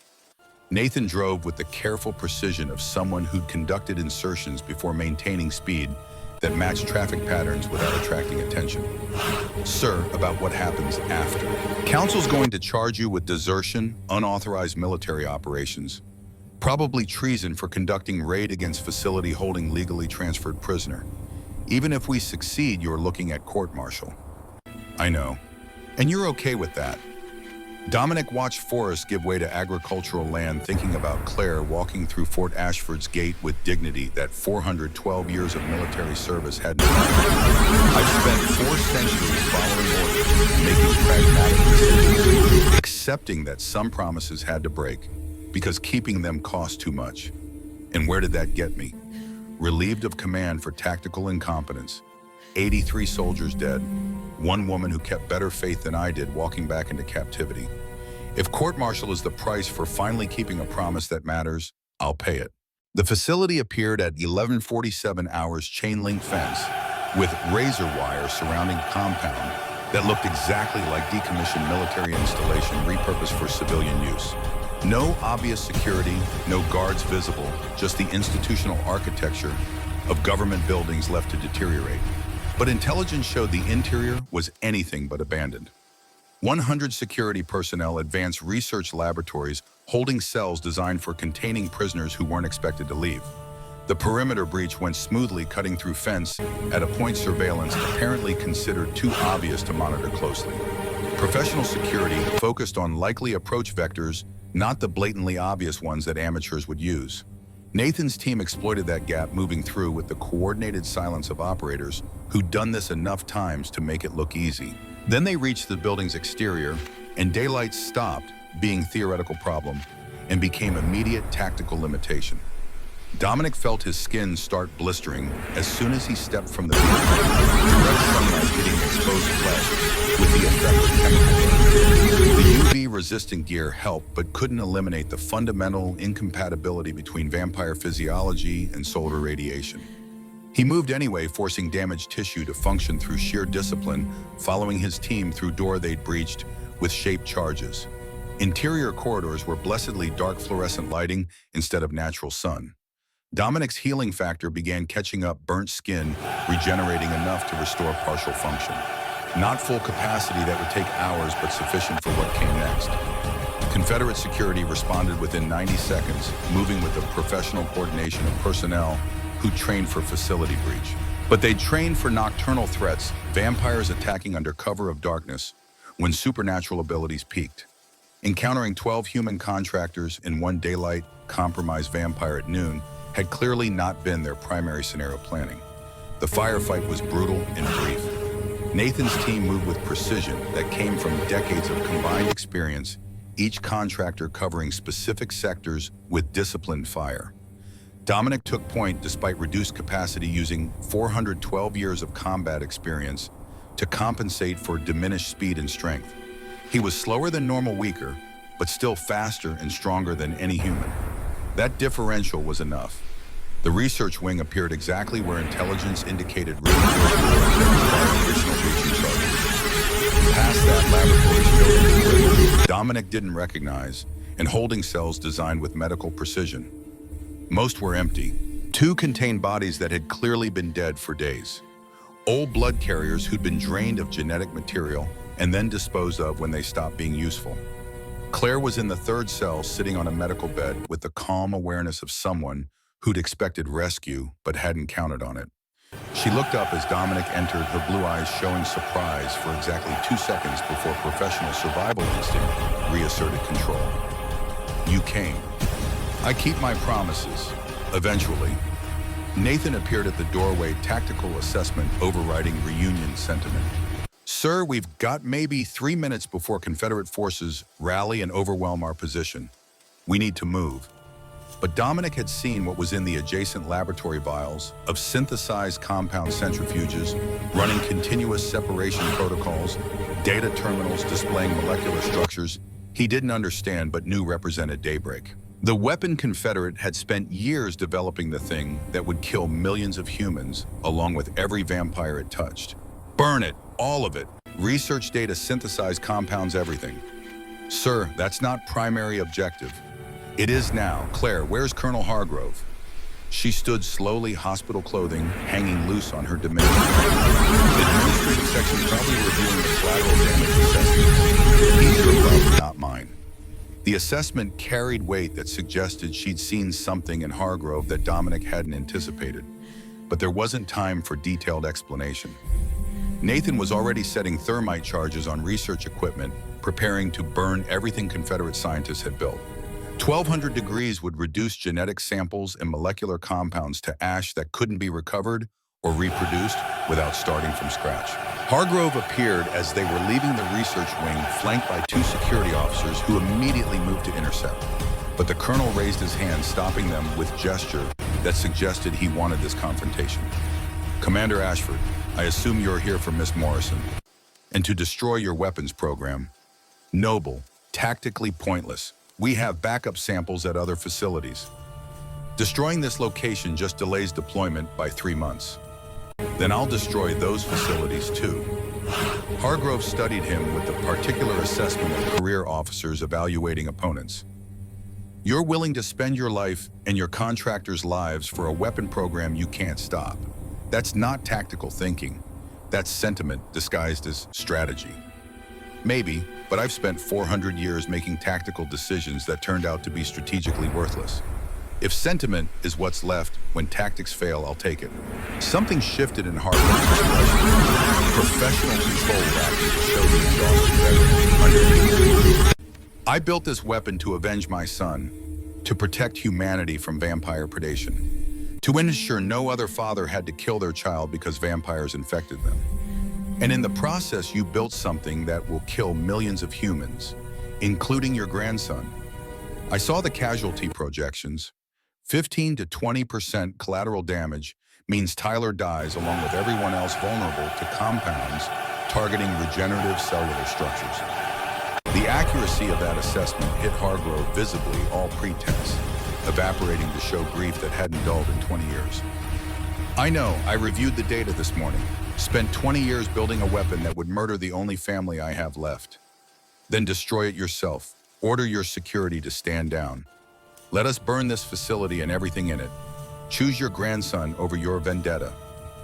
For a moment that stretched impossibly long, Hargrove stood at decision point between continuing crusade that would kill his family or abandoning it despite 2 decades of investment. Professional officer against grieving father duty, against love, mathematics, that justified any cost against reality, that some cost destroyed everything they were meant to protect. Finally, he spoke with the exhausted finality of someone who just surrendered to enemy he couldn't defeat. All personnel stand down, allow hostile forces to complete facility destruction, and withdraw without interference. That's an order. His security officers exchanged confused glances, but lowered their weapons' professional discipline, overriding personal confusion. Hargrove had command authority. His orders would be followed even when they contradicted everything Confederate military logic said should happen. Nathan didn't waste time questioning unexpected cooperation, just activated the thermite charges that would reduce research laboratories to slag. 3,000 degrees of chemical fire that would destroy genetic samples, synthesize compounds research data, everything Confederate had built toward deploying Daybreak. The facility would survive structurally, but the weapons program wouldn't. The extraction went smoother than any tactical projections suggested it should. Confederate forces maintained distance, following Hargrove's stand-down order, despite obvious confusion about why their commander was allowing enemy forces to destroy years of research. Dominic suspected Hargrove would face court-martial for this decision relief, from command at minimum, possibly imprisonment, for allowing strategic asset to be destroyed. But the colonel had apparently decided that some costs were too high, even for vengeance pursued across 2 decades. The convoy reached Fort Ashford at 1843 hours, carrying 12 contractors who'd survived the extraction and 1 prisoner who'd been traded away 12 hours ago, and now representing evidence that Vampire Command's decisions could be reversed through unauthorized military action. Marcus met them at the perimeter, his scarred face showing complex mix of relief and concern that suggested the past 18 hours had been politically complicated. You succeeded. Against tactical probability and command authorization, you actually succeeded. Claire's alive. Daybreak is destroyed. I'd call that success. Council calls it desertion and unauthorized military operations. They've scheduled court-martial for tomorrow morning. You, Nathan, and every contractor who participated. Charges include treason, conduct unbecoming, and about 17 violations of military protocol. Dominic had expected this, had accepted it before leaving. Some promises required paying costs that tactics said were unacceptable. Understood, I'll surrender for custody immediately. Or Marcus's voice carried the particular weight of someone about to propose an option he knew was terrible. You could disappear, take Claire leave, Fort Ashford, go somewhere council jurisdiction doesn't reach. Nathan's already arranged new identities, financial resources, everything needed to start over. The offer was tactically sound and ethically questionable, oddly the kind of pragmatic solution Marcus excelled at finding. It would save Dominic from court-martial, save contractors from charges they'd face for following his orders, save Vampire Command from having to prosecute a love officer whose only crime was keeping promises command said. But it would also prove that promises only mattered when convenient, that military structure meant nothing if command could be ignored without consequence, that 4 centuries of service ended with running instead of facing judgment for decisions made. No, I'll stand trial, accept whatever council decides. But Marcus, Dominic gestured to contractors who'd risk court-martial for mission they believed mattered. They followed my orders. This is command failure, not subordinate disobedience. Doesn't work that way. They volunteered knowing the consequences. Council will charge them regardless of who gave orders. Claire spoke for first time since returning, her voice carrying quiet authority that didn't match hospital clothing or diminished frame. Then let me testify. Tell council exactly what happened at that facility, what Confederate was building, what the collateral damage projections showed. Maybe knowing the truth changes their mathematics. The trial convened at 0900 hours in Fort Ashford's formal council chamber.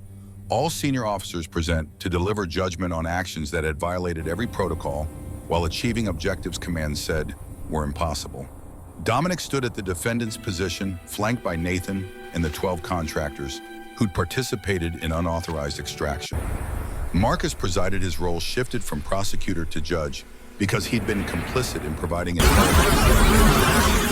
Helena Graves, who'd been the sole council member supporting Dominic's original decision, served as defense advocate, though her arguments would matter less than the evidence and testimony that established what had actually occurred.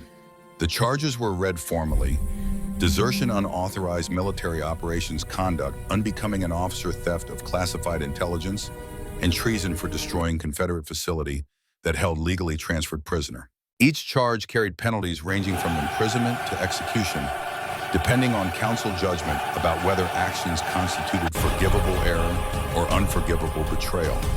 Claire's testimony changed the mathematics. She described the facility, the research protocols, the casualty projections, showing daybreak would kill 15 to 20% of humans in deployment zones.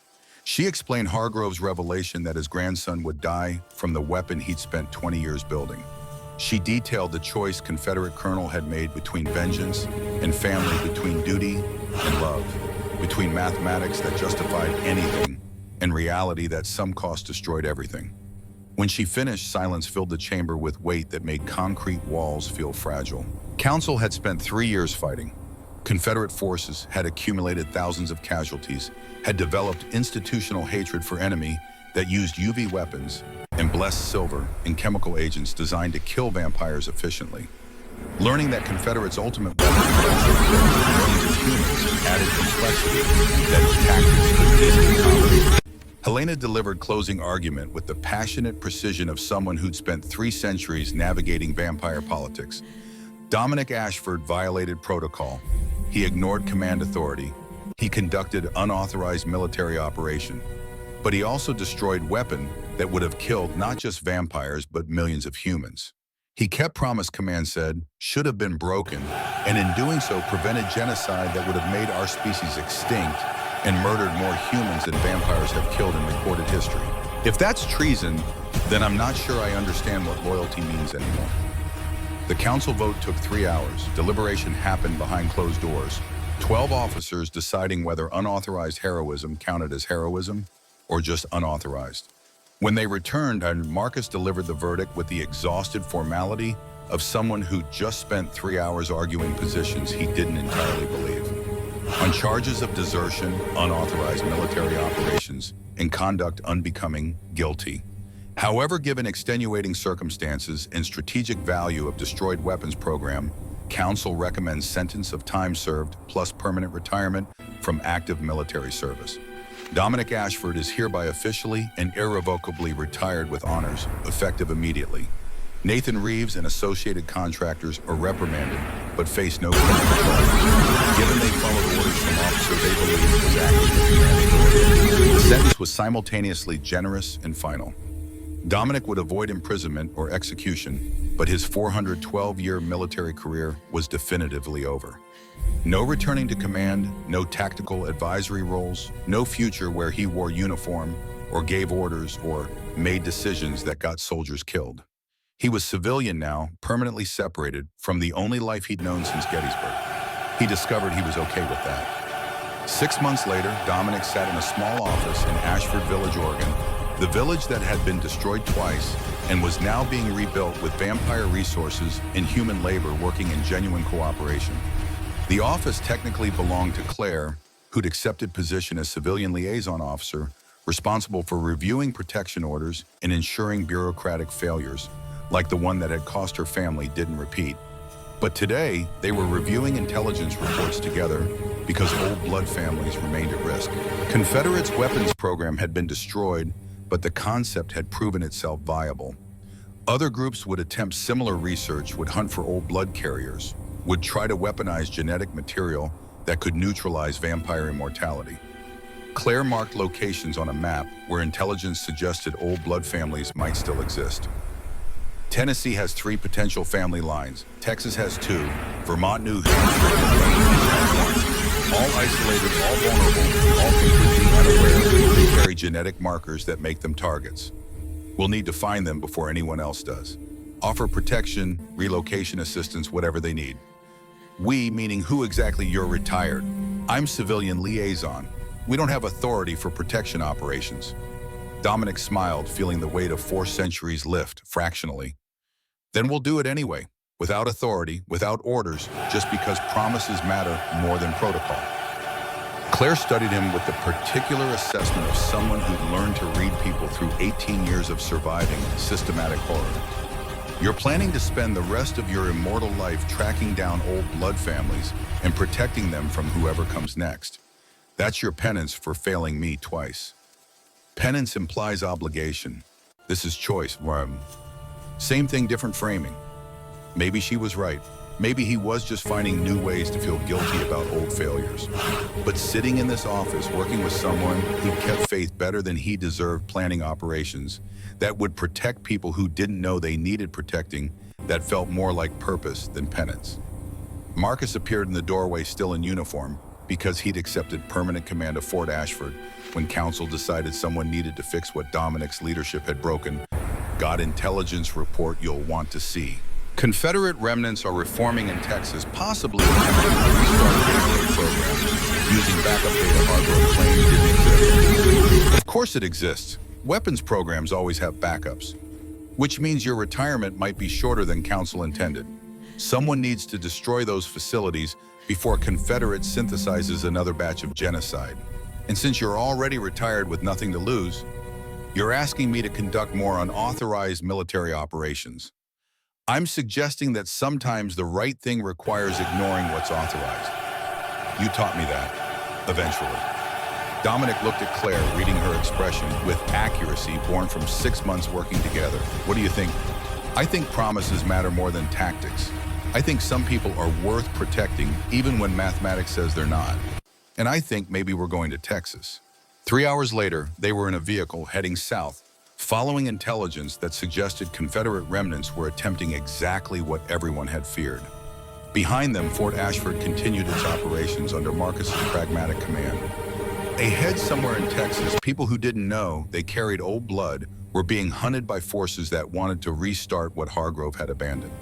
It wasn't the ending Dominic had expected when he'd picked up that M1911 with silver bullets 6 months ago. He'd anticipated one final war or final bullet quick conclusion to 4 centuries of accumulated failure. Instead, he'd found something that looked suspiciously like purpose, protecting people who needed protection. Keeping promises, the man said, should have been broken, proving that maybe individual lives mattered more than tactical optimization. Claire dozed in the passenger seat, exhausted from 6 months of rebuilding herself after 18 years of systematic destruction. The insignia hung around her neck again. Dominic had returned it formally, insisted she keep it because she'd earned ownership through 20 years of faith he didn't deserve.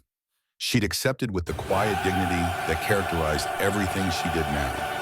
Neither grateful nor resentful, just acknowledging that some things mattered enough to hold on to, even when holding them cost everything. Texas sprawled ahead, seized and complicated, and full of people who would die if Dominic didn't find them first. The mathematics said saving them all was impossible. Confederate had too many resources, too much motivation, too many backup plans. But mathematics had been wrong before. Sometimes sentiment succeeded where tactics failed. Sometimes keeping promises mattered more than calculating acceptable losses. Dominic had 412 years of experience, proving that war never ended, that causes were usually lies, that promises broke under pressure. But he also had one example of someone who'd kept faith through systematic horror designed to destroy faith completely. If she could do that, if a 7-year-old's promise could survive 20 years and 18 different masters, and genetic exploitation that nearly killed millions, then maybe 4 centuries of failure had taught us the most important lesson, that soldiers didn't stop fighting because the cause was lost. They stopped when they forgot what they were fighting for. He remembered now, and Texas was just the beginning.